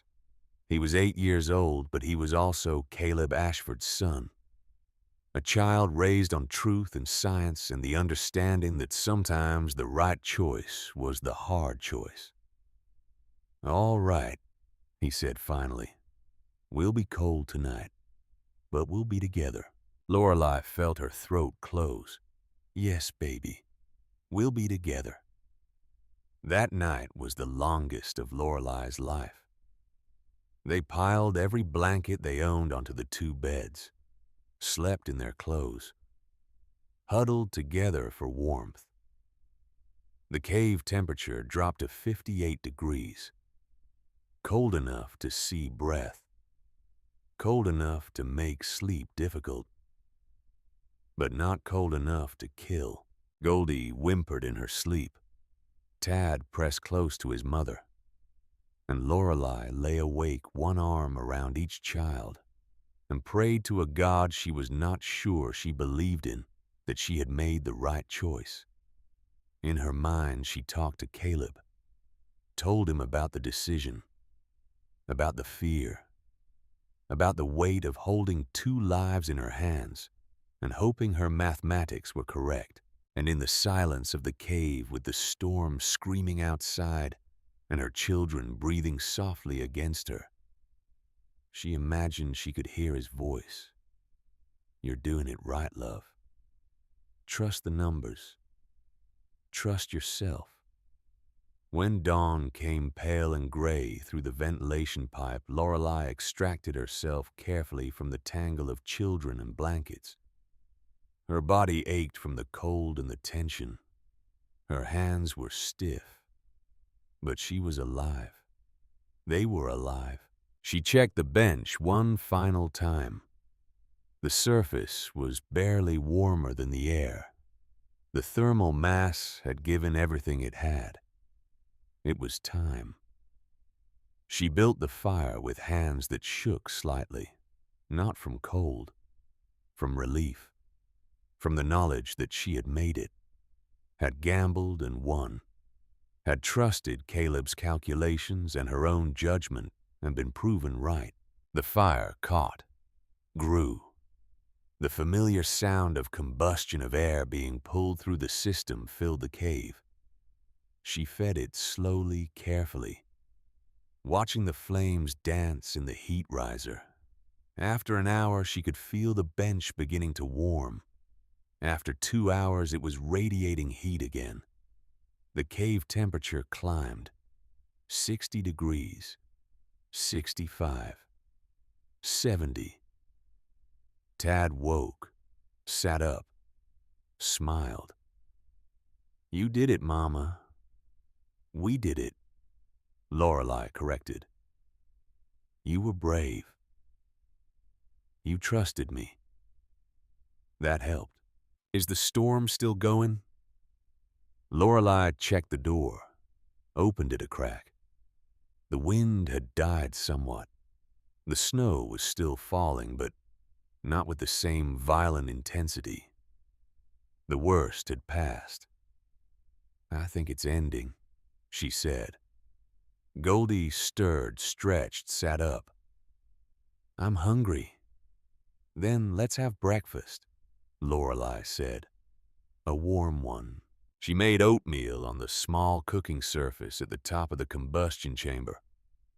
Added dried apples and a bit of cinnamon. Luxuries but earned.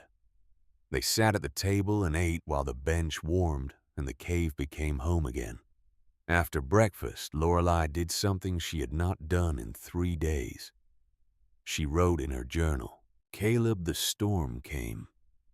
It was everything the traders said it would be. And we survived. Not because of luck, because of you. Because of what you taught me. Because of this system you designed." The bench lost heat over 2 days. I had to choose whether to light the fire or wait. I waited, and it was the right choice. We were cold, but we were safe. The mathematics worked exactly as you said they would. I understand now what you meant when you said the earth remembers the sun. It's not just about heat storage. It's about patience. About trusting that what you give will be returned. Not immediately, not dramatically, but faithfully. I am warm. The children are warm. And I am learning that I am stronger than I knew. You told me that in your letter. I am beginning to believe it. Thank you. For everything. For this cave. For this knowledge. For believing in me when I did not believe in myself. She closed the journal, looked around the cave, at Tad reading quietly, at Goldie playing with her doll on the now warm bench, at the soft lamplight and the gentle heat, and the absolute safety they had found in a hole in the ground that the whole world had called madness. She had done this, not Caleb, her. She had built it. She had maintained it. She had made the hard choices that kept them alive. For the first time since his death, Lorelei felt something other than grief when she thought of her husband. She felt gratitude, and beneath that a small growing kernel of pride. Not pride in what he had left her, pride in what she had become. In Silas Breckenridge's house, the third day arrived not with relief but with catastrophe. The wood was gone. Every stick, every scrap. They had burned through the entire supply. Silas had even fed the stove furniture. A chair, part of the table. The wooden box that had held Margaret's sewing supplies. Anything that would burn. It was not enough. Jasper was unconscious, not sleeping, unconscious. His skin was gray. His breathing was shallow. Margaret had wrapped him in every piece of fabric in the house, and still the boy's body temperature was dropping. The temperature inside the house was 20 degrees. The stove had gone cold an hour ago. Ice formed on the inside of every surface. Silas sat on the floor, his son in his arms, his wife pressed against his back, and felt 30 years of certainty crumble into nothing. He had been wrong. Not just wrong. Catastrophically, fatally wrong. His stove, his methods, his entire understanding of how to keep a family warm had failed, and his son was dying because of it. "Silas," Margaret whispered. Her voice was weak. "You have to do something?" "There's nothing to do. No wood. Can't get to the pile outside. The storm's still too strong." "Then go get help." "From where? Who?" Margaret was quiet for a moment. Then she said, "The Ashford cabin. It's up the hill. Maybe they're dead. Maybe their wood is just sitting there." Silas closed his eyes. The thought had occurred to him. Of course it had. Lorelei and her children living in a cave with a homemade stove and no real shelter were certainly dead by now. Had to be. No one could survive this in a hole in the ground. Their wood would be there, unclaimed, enough to save Jasper. It was grave robbery, scavenging from the dead. The thought made him sick. But his son was dying. "All right," Silas said. "I'll go." He dressed in every layer he owned, wrapped cloth around his face, prepared himself for a journey of 200 yards that would take every ounce of strength he possessed. Before he left, he looked at Margaret. She was crying, not making sound, just tears freezing on her cheeks. "I'll be back," he said. "I know." He opened the door and stepped into the white hell. The wind hit him with the force of a fist. He could not breathe, could not see. could not hear anything except the scream of the storm. He put his head down and began to move. One step, then another, each one an act of will. The snow was hip-deep in places, drift-high in others. He fell twice, got up, kept moving. He had walked this path 100 times, knew every tree, every rock, every turn. But now it was all gone, erased by white. He navigated by feel and instinct and desperate hope. The Ashford cabin materialized out of the snow like a ghost, buried almost to the roofline, dead, empty, exactly as he had predicted. He felt a savage, guilty satisfaction. He had been right. They had not survived. He stumbled toward where he remembered the woodpile being ready to dig, ready to take what he needed to save his son. And then he saw something that made him stop. A path, narrow but clear, leading from the buried cabin up the hill behind it. Someone had kept it open. Recently. The snow in the path was fresh but not deep. Someone was still alive, still moving, still fighting. Silas followed the path on legs that barely worked, up the hill, through scrub oak, over loose rock, and there, carved into the hillside, insulated by earth and stone and the thermal mass of the mountain itself, was the entrance to the cave. A door. A thin stream of heat shimmer rising from a small pipe. The faintest glow of lamplight visible through gaps. They were alive, impossible. Against all logic. Against every rule Silas knew. They were alive. He stumbled forward, fell against the door, pounded on it with hands that had no feeling. The door opened, and Silas Breckenridge, master builder expert on all matters of shelter and warmth, fell through the opening into a wall of heat that hit him like a physical thing. He sprawled on the floor, looked up. Lorelei stood there, not dead, not frozen, not even particularly cold-looking. She wore a simple dress. Her hair was braided. Her face was calm. Behind her, Tad sat at a table reading. Goldie played on what looked like a large bench made of clay and stone. Both children were barefoot. Both looked healthy. Pink-cheeked. Comfortable. The cave was warm. Not just warm.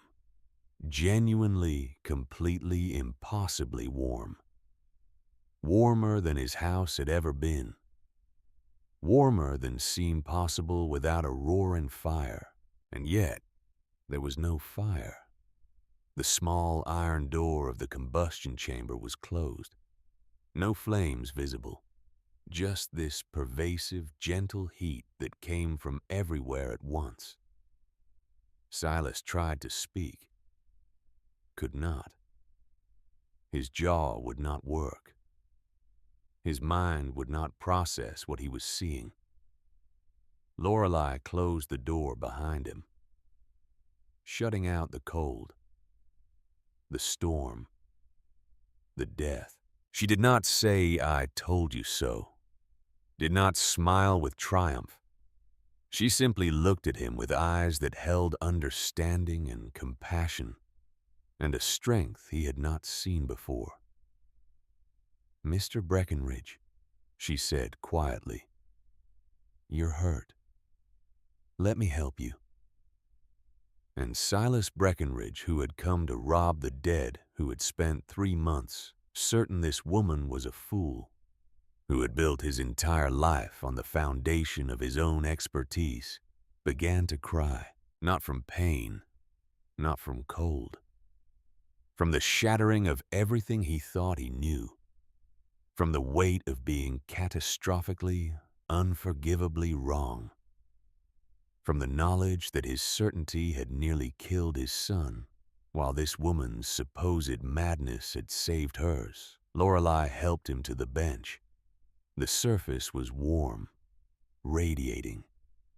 She brought him water, a blanket, sat beside him and waited while he collected himself enough to speak. When he finally could, the only word that came out was a question, a plea, a surrender. How? Spring came to Frost Hollow Ridge the way it always did in the high country, slowly, reluctantly, as if winter had to be convinced to loosen its grip one frozen finger at a time. The snow began to melt in late March, not all at once, in patches, on southern slopes, around dark rocks that absorbed what little sun penetrated the thin air. The melt created streams where none had been before, turned the streets of the town into rivers of mud, made travel treacherous and tempers short, but it also meant survival. The White Death had passed. Those who remained had weathered the worst winter in living memory, and they were ready, desperate even to learn how to make sure they never came that close to annihilation again. Lorelei woke one morning in early April to find a line of people outside the cave. 6 families, 12 adults, perhaps 20 children. They stood in the mud and the cold morning air waiting. She opened the door. "Can I help you?" A man she recognized as Owen Fletcher, who ran the general store, stepped forward. "Mrs. Ashford, we want to learn about your heating system, about how you survived when the rest of us barely did. Mr. Breckenridge told us you'd be willing to teach," added a woman Lorelei knew vaguely as Sarah Hendricks, "that you and he are working together now." Lorelei looked at the gathered faces, saw desperation there, and fear, and something else, something that looked like respect. "I can teach you," she said, "but you need to understand this isn't magic. It's work, hard work. Building these systems requires precision, patience, a willingness to trust principles that go against everything you think you know about staying warm." "We're ready," Owen said. "After this winter, we're ready to try anything." "Not anything," Lorelei corrected gently. "This specific thing, based on science, on the thermal properties of stone and earth. Are you ready to learn science?" She saw some of the men shift uncomfortably. Science was not something most of them had much use for. Science was for academics, for men like Caleb, who had time to think about rocks while other men did real work. But winter had taught them that real work was not always the same as right work. "Yes," Owen said, "we're ready." And so Lorelei began to teach. She started with the fundamentals, gathered her students in the cave, let them feel the warmth that had no visible source, showed them the thermal mass bench, explained in simple terms how heat moved, how it could be captured, how it could be stored. She used Caleb's journals, but she translated his academic language into words a farmer or a shopkeeper could understand. She drew diagrams in the dirt outside the cave. She built small models using clay and stones. She made them touch hot rocks and cold rocks and feel the difference. made them understand through their hands what their minds might not grasp through equations alone. Tad helped. At 8 years old, he had absorbed more of his father's knowledge than most adults ever would. He could explain thermal conductivity in terms of how fast a metal spoon got hot in a fire compared to a wooden spoon. Could demonstrate convection by showing how smoke rose, but steam from boiling water behaved differently. Even Goldie contributed. At 5, she could not explain the science, but she could show the result. Could play barefoot on the warm floor. Could sleep without shivering. Could be the living proof that the system worked. Silas Breckenridge was there too. Not as a teacher, as a student. He sat in the back and listened while Lorelei explained concepts he should have understood years ago. Listened while she patiently answered the same questions multiple times. Listened while men who had once come to him for all matters of building now hung on every word this widow spoke. It was humbling, but Silas had learned something valuable from his near-death experience with his son. Humility was not weakness. It was the foundation of wisdom. You could not learn if you thought you already knew. Could not grow if you believed you had already arrived. After a week of theory, Lorelei moved to practice. Who wants to be first? She asked her students. Who wants to build a thermal mass heater in their own home? The group looked at each other. Building such a thing seemed impossible, too complex, too different from anything they had ever attempted. Finally, Widow Marlowe stepped forward. I'll do it. Everyone turned to look at the old woman. She was 70 if she was a day, bent with age, her hands gnarled by arthritis. She lived alone in a cabin even smaller than Lorelei's had been. Mrs. Marlowe, Lorelei said gently, this is heavy work. Stone and clay, mixing mortar, lifting. I survived 2 husbands and 40 winters in this God's forsaken country. Prudence interrupted. I think I can manage some rocks and mud. Besides, I'm tired of being cold. And I'm too old to wait for someone else to fix my problems. Lorelei looked at the old woman and saw something of herself. The same refusal to be defeated. The same determination to survive not just today, but tomorrow and all the tomorrows after. All right, Lorelei said. We'll build yours first. Over the next 2 weeks, Lorelei led the construction of Widow Marlowe's thermal mass heater. She designed it specifically for the small cabin, a compact version of what she had built in the cave, more efficient with space, easier to maintain for someone with limited mobility. The whole town helped. Silas donated materials. Tobias fabricated the iron components. The men did the heavy lifting. The women mixed mortar and carried water and kept everyone fed. The children ran messages and fetched tools and learned by watching. And Lorelei directed it all. She stood in Prudence's tiny cabin and told Silas Breckenridge, master builder, for 30 years exactly where to place each stone. Told him when his measurements were off. Corrected his technique when he tried to revert to his old methods. And Silas, to his credit, listened. Learned. Did as she instructed without complaint or wounded pride. When the heater was complete, when the first fire was lit and the thermal mass began to warm, Prudence Marlowe sat on the bench and cried. Not from pain, from relief, from the bone-deep knowledge that she would never be cold again. This is a miracle, she said. It's science, Lorelei corrected. But she was smiling. Science and hard work.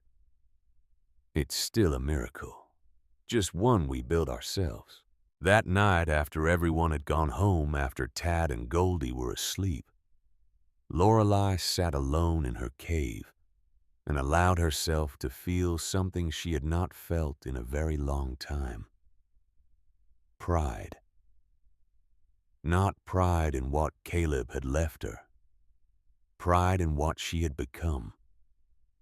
She had started this winter as a frightened widow with no skills and no prospects.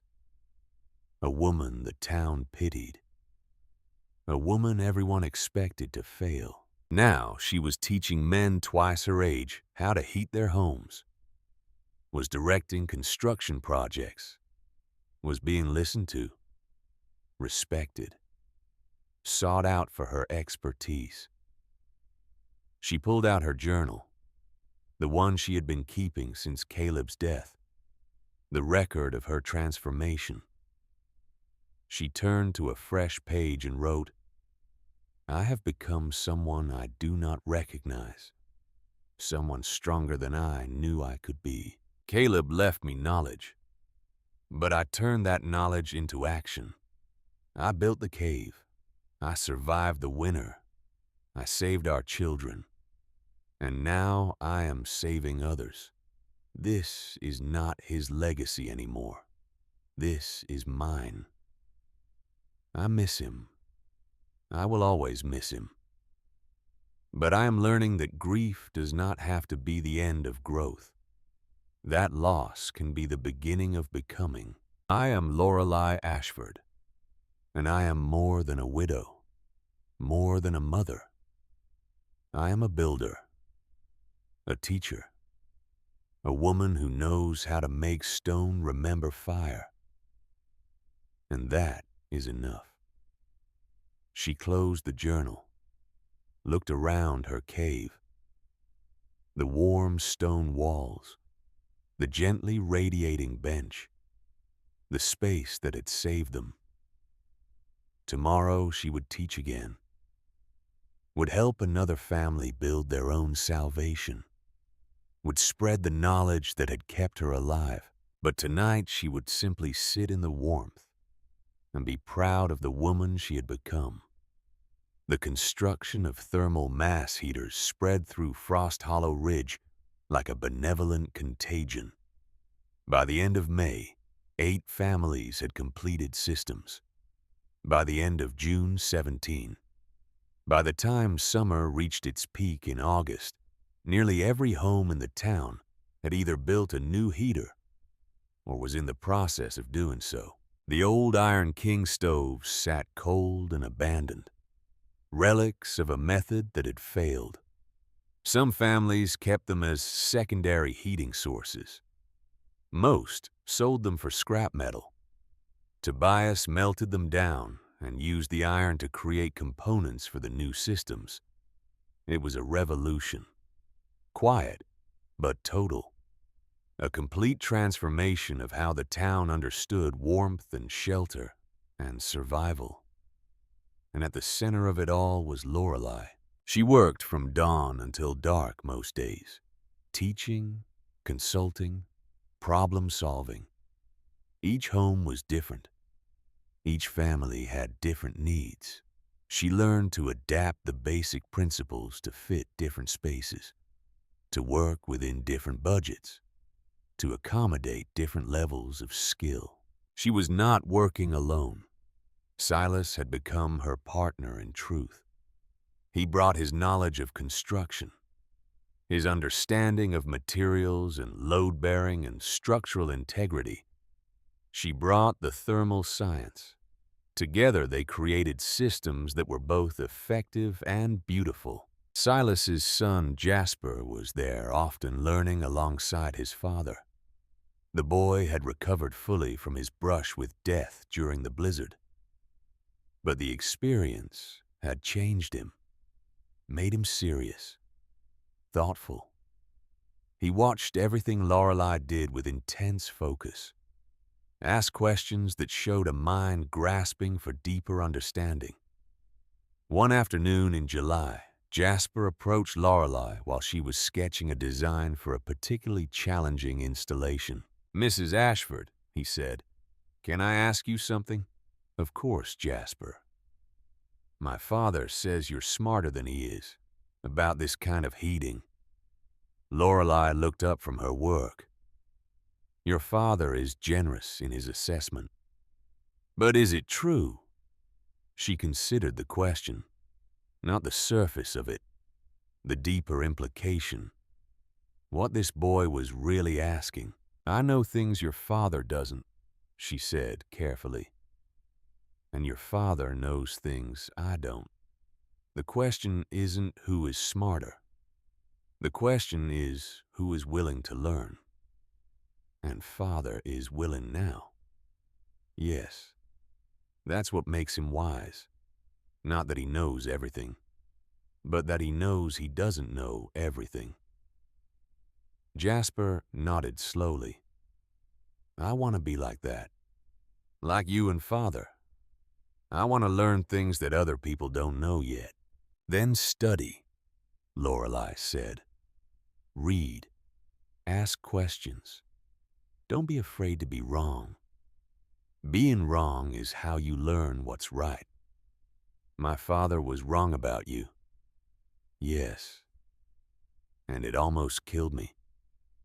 Lorelei set down her pencil, gave the boy her full attention. "Yes. But he learned. And now he's helping people. So maybe being wrong isn't the worst thing.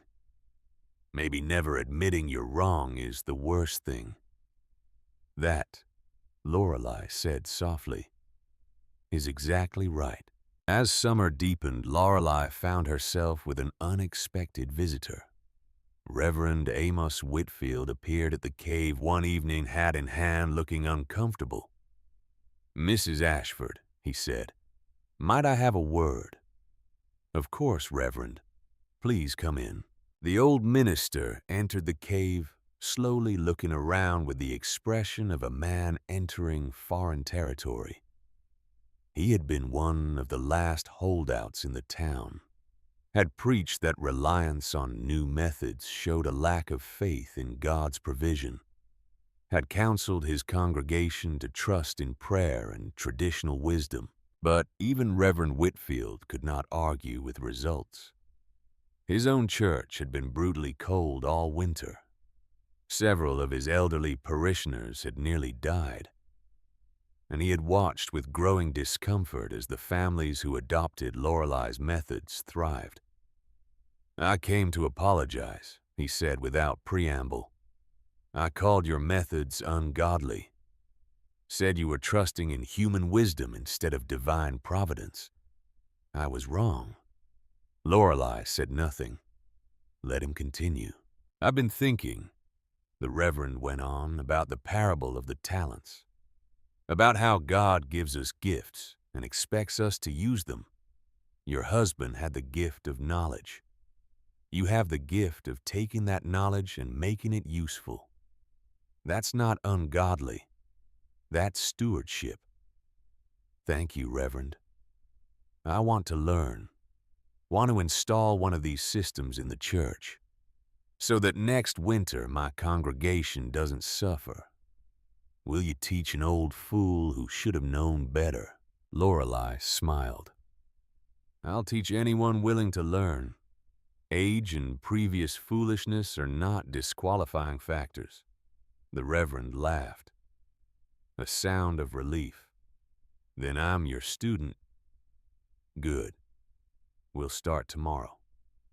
After he left, Tad, who had been listening from his corner, said, "Everyone is coming around Mama. Not everyone, but enough."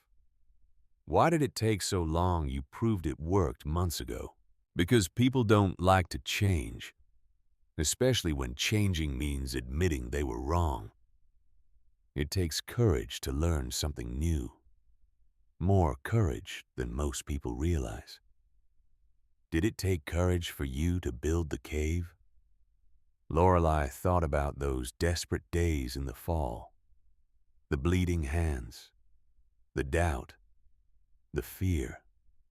Yes, more courage than I knew I had. But you did it anyway. I had to. For you and Goldie. That's what made me brave. Not that I wasn't afraid, but that I loved you more than I feared failure. Tad came and hugged her. Papa would be proud of you. I hope so, sweetheart. I hope so.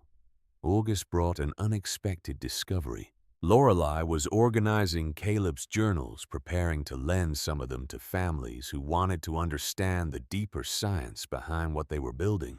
She had read through all 7 volumes multiple times, knew their contents almost by heart. But as she leafed through the final journal, the leather binding caught on something. She felt a thickness that should not be there. She examined it more carefully. The back cover had a pocket. She had known that. Had found the map there. But beneath the pocket, between the leather and the backing board, there was something else. A hidden space. A folded paper sealed with wax. Her hands shook as she carefully peeled back the leather. The wax cracked. The paper unfolded. It was a letter. In Caleb's hand. Addressed not to her, but to whoever reads this after I am gone. She read to the reader, "If you are reading this, then my thermal mass heating system has proven successful. Someone, likely my wife Lorelei, has built it, has used it, has survived a winter that would have killed them otherwise. I want you to know something important. I did not invent this system. The earth has been using it since the beginning of time. Mountains store summer heat and release it slowly. Caves maintain constant temperature. Hot springs bring warmth from deep places to the surface. I simply observed, learned, copied what the earth already knew. But observation is not enough. Theory is not enough. Someone had to have the courage to build, to test, to trust that the mathematics were correct, even when common sense said they were wrong. If you are reading this, that someone was probably Lorelei. I married her because she was brave, because she saw things others missed, because she could take my scattered thoughts and make them coherent, my wild theories and make them practical. I knew I might not survive to build this system myself. The work I do is dangerous. The mountains do not forgive carelessness. But I also knew that if I left Lorelei the knowledge, she would find a way, would build what needed building, would save herself and our children, and knowing her heart would then teach others to do the same. This is not my legacy. This is hers. I gave her a map. She walked the road. I gave her equations. She made them real. I gave her theory. She created salvation. If you are learning this system from her, know that you are learning from someone extraordinary, someone who took grief and turned it into purpose, who took fear and turned it into action, who took the knowledge of a dead man and gave it life. Respect her. Listen to her. Trust her. And if you are Lorelei reading this, my love, you did it. You survived. You built. You taught. You became everything I always knew you could be. You do not need me anymore. You never really did. But I am grateful I got to know you, got to love you, got to leave you something worth having. Live well. Teach well.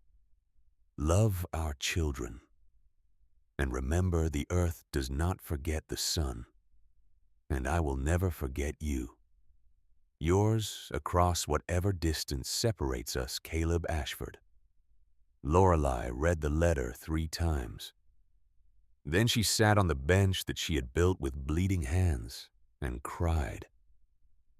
But these were not tears of grief. Not anymore. These were tears of recognition, of being seen, of having been trusted with something precious and having proven worthy of that trust. Caleb had known, had believed in her even when she did not believe in herself, had left her not just knowledge but faith. Faith that she would rise to the challenge, that she would become who she needed to become. And she had. She folded the letter carefully, placed it in her own journal, not to hide it, but to keep it safe, to read when she needed reminding that she was not just surviving her husband's death. She was honoring his life by living fully in her own. That evening she gathered Tad and Goldie, showed them the letter, read it to them in a voice that only shook slightly. When she finished, Goldie said, "Papa knew you were special." "Yes, sweet girl, he did." Tad was quiet for a long moment. Then he said, "Are you going to show this to the others, to the people you're teaching?" Lorelei considered. "Should I?" "Yes, because they need to know that Papa trusted you. And if he trusted you, they should too." "But it's more than that," Lorelei said. "The letter says this isn't his legacy, it's mine. That means I own it. The success, the teaching, the future. Not because he gave it to me, but because I earned it." "So you are special," Goldie insisted. Lorelei pulled her daughter into her lap. "No, baby. I'm not special. I'm just someone who had to become strong because the alternative was dying. And that's a choice anyone can make. That's what I need people to understand. Not that I'm special, but that they can do hard things too. If they have to. If they're brave enough." She looked at her children, 8 and 5, old enough to have survived the unsurvivable, young enough to still believe their mother could do anything. "I love you both more than breath," she said. "And I promise you this, I will never stop learning, never stop growing, never stop becoming more than I was yesterday. Because that's what your father taught me. Not in his journals, but in how he lived. Always curious, always learning, always reaching for understanding." "We'll be like that too," Tad promised. "I know you will." The years that followed were years of growth. By the winter of 1889, every home in Frost Hollow Ridge had a thermal mass heating system. The town had become something of a curiosity. Word spread to other communities. People came from as far as Denver to see the widow who had revolutionized home heating, to learn the principles, to take the knowledge back to their own towns. Lorelei taught them all, sometimes in groups, sometimes one-on-one. She never turned anyone away who genuinely wanted to learn. Silas Breckenridge had transformed his lumber operation into something new. Breckenridge Ashford Thermal Systems, the sign read. He handled the construction. She handled the design and the teaching. Together they made a formidable team. The partnership was strictly business, professional, but there was also friendship there. Born of mutual respect and the shared understanding that they had both been transformed by the same winter. He from certain expert to humble student. She from frightened widow to confident teacher. People talked, of course, whispered that surely there was more than business between them, a man and a woman working so closely together. Both unmarried now, after all. Lorelei ignored the whispers. She had learned something valuable over the past years. Other people's opinions of her life were not her concern. She would live as she chose, work as she chose, teach as she chose. And if the town wanted to gossip, they could do so around the thermal mass heaters she had taught them to build. At least they would be warm while they speculated. Tad grew tall and serious. At 11, he was already showing signs of his father's analytical mind. He read constantly, asked questions that required Lorelei to think deeply to answer, helped with the more complex mathematical aspects of design. Goldie at 8 was different. Where Tad was serious, she was joyful. Where he analyzed, she intuited. She could look at a space and know without calculation where the thermal mass should go, how the heat would flow, what would work. She has your practical sense, Silas told Lorelei one day. Tad has Caleb's theory, but Goldie has your ability to see what will actually work. Lorelei looked at her daughter, who was helping a family mix mortar for their heater singing while she worked, and felt a fierce pride. She's going to be formidable. Like her mother, Silas said. In the spring of 1890, a delegation arrived from the territorial capital. 3 men in fine suits, clearly uncomfortable with the mud and the mountains and the simple life of Frost Hollow Ridge. They asked to meet with the person responsible for the thermal heating innovation that had saved so many lives during the Great Blizzard of '88. Lorelei received them in her cave. Let them see where it had all begun. Let them feel the warmth of stone that remembered summer. Mrs. Ashford, the lead delegate, said, "We've come to offer you a position. The territorial government wants to establish a training program. Teach this system throughout Colorado. Save lives before the next bad winter. We can offer you a salary, resources, official sanction." Lorelei listened, considered, then said, "No." The delegates blinked. "I'm sorry. I said no. I appreciate the offer, but I teach here, in Frost Hollow Ridge, for free, to anyone who wants to learn. I won't turn that into a government program that requires forms and fees and bureaucracy. But think of how many more people you could reach. I am thinking of them, and I'm thinking that the moment this becomes official, becomes regulated, it stops being about teaching and starts being about control. I won't let that happen. Mrs. Ashford, with respect, you're just one woman. You can't teach the whole territory by yourself." "No," Lorelei agreed.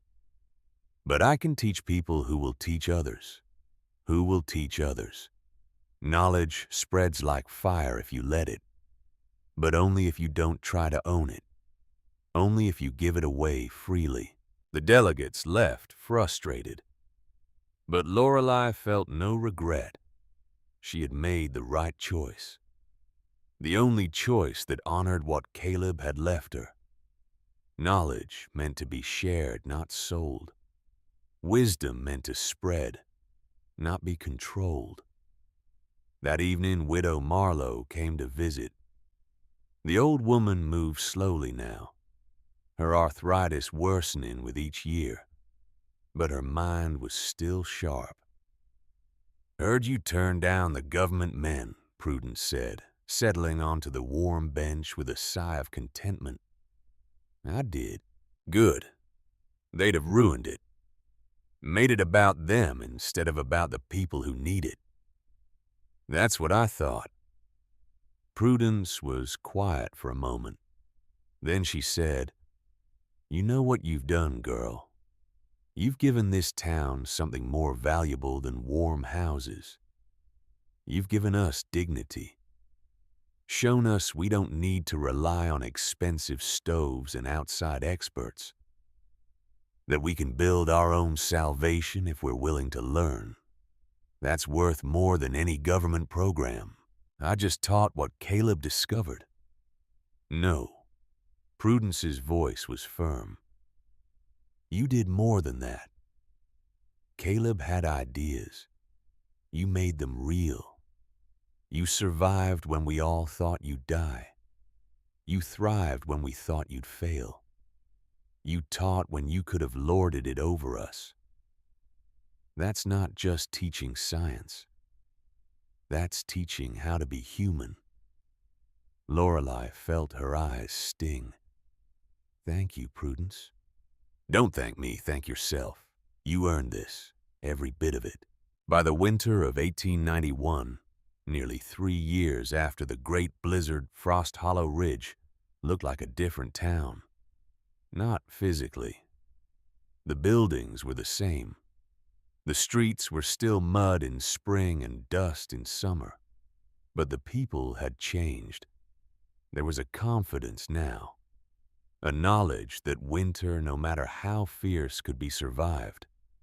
Could even be comfortable. The thermal mass heaters worked exactly as Lorelei had promised they would. Families used a fraction of the wood they once needed. Homes stayed warm with small fires twice a day. Children played barefoot on heated floors while snow piled high outside. And when problems arose, when a system needed adjustment or repair, people knew who to ask. Not because she was the expert who knew everything, but because she was the teacher who would help them figure it out. One December evening, 3 years almost to the day after Caleb's death, Lorelei sat in her cave with an unexpected group of visitors.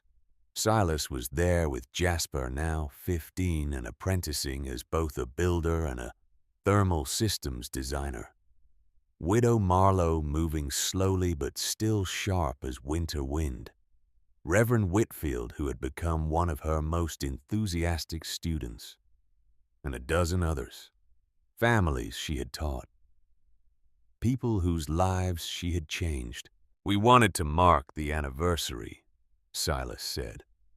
3 years since the blizzard. Since you showed us a better way." "I didn't show you," Lorelei corrected gently. "I offered. You chose to learn. That's the difference." Still, Reverend Whitfield said, "We wanted to thank you. Officially. As a community." He pulled out a wooden plaque. Simple but well made. It read, "Lorelei Ashford, teacher, builder, survivor. She gave us warmth and dignity. Frost Hollow Ridge, 1888 to 1891. Lorelei took the plaque with shaking hands. "I don't know what to say." "Don't say anything," Prudence said. "Just know that you changed this town. Changed all of us. Made us better. Stronger. More willing to learn and grow. That's legacy, girl. Real legacy." After everyone had left, after Tad and Goldie were asleep, Lorelei hung the plaque on the cave wall. Next to it, she hung the letter Caleb had written. The one that said this was her legacy, not his. She stood back and looked at both pieces of wood. Both testimonies to transformation.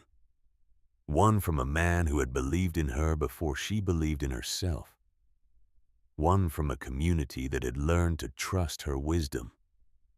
She pulled out her journal. The pages were nearly full now. 3 years of entries. 3 years of growth documented in her own hand. She turned to a fresh page and wrote, "3 years ago, tonight I was certain we would die. The blizzard was coming and I had built a cave and a strange stove based on a dead man's theories and my own desperate hope. Tonight I sit in that same cave, warm and alive, and surrounded by the evidence of what choosing courage can create. I am not the woman I was 3 years ago. That woman was frightened and small and certain she was not enough. I am Lorelei Ashford, teacher, builder, mother, friend, leader. I have taught 60 families how to build thermal mass heaters. I have shown a town how to survive winter without fear. I have turned my husband's theoretical knowledge into practical salvation. But more than that, I have learned who I am when everything is stripped away except choice. When there is no one to rely on but myself. No one to save me but me. I am enough. I have always been enough. I just had to become desperate enough to discover it.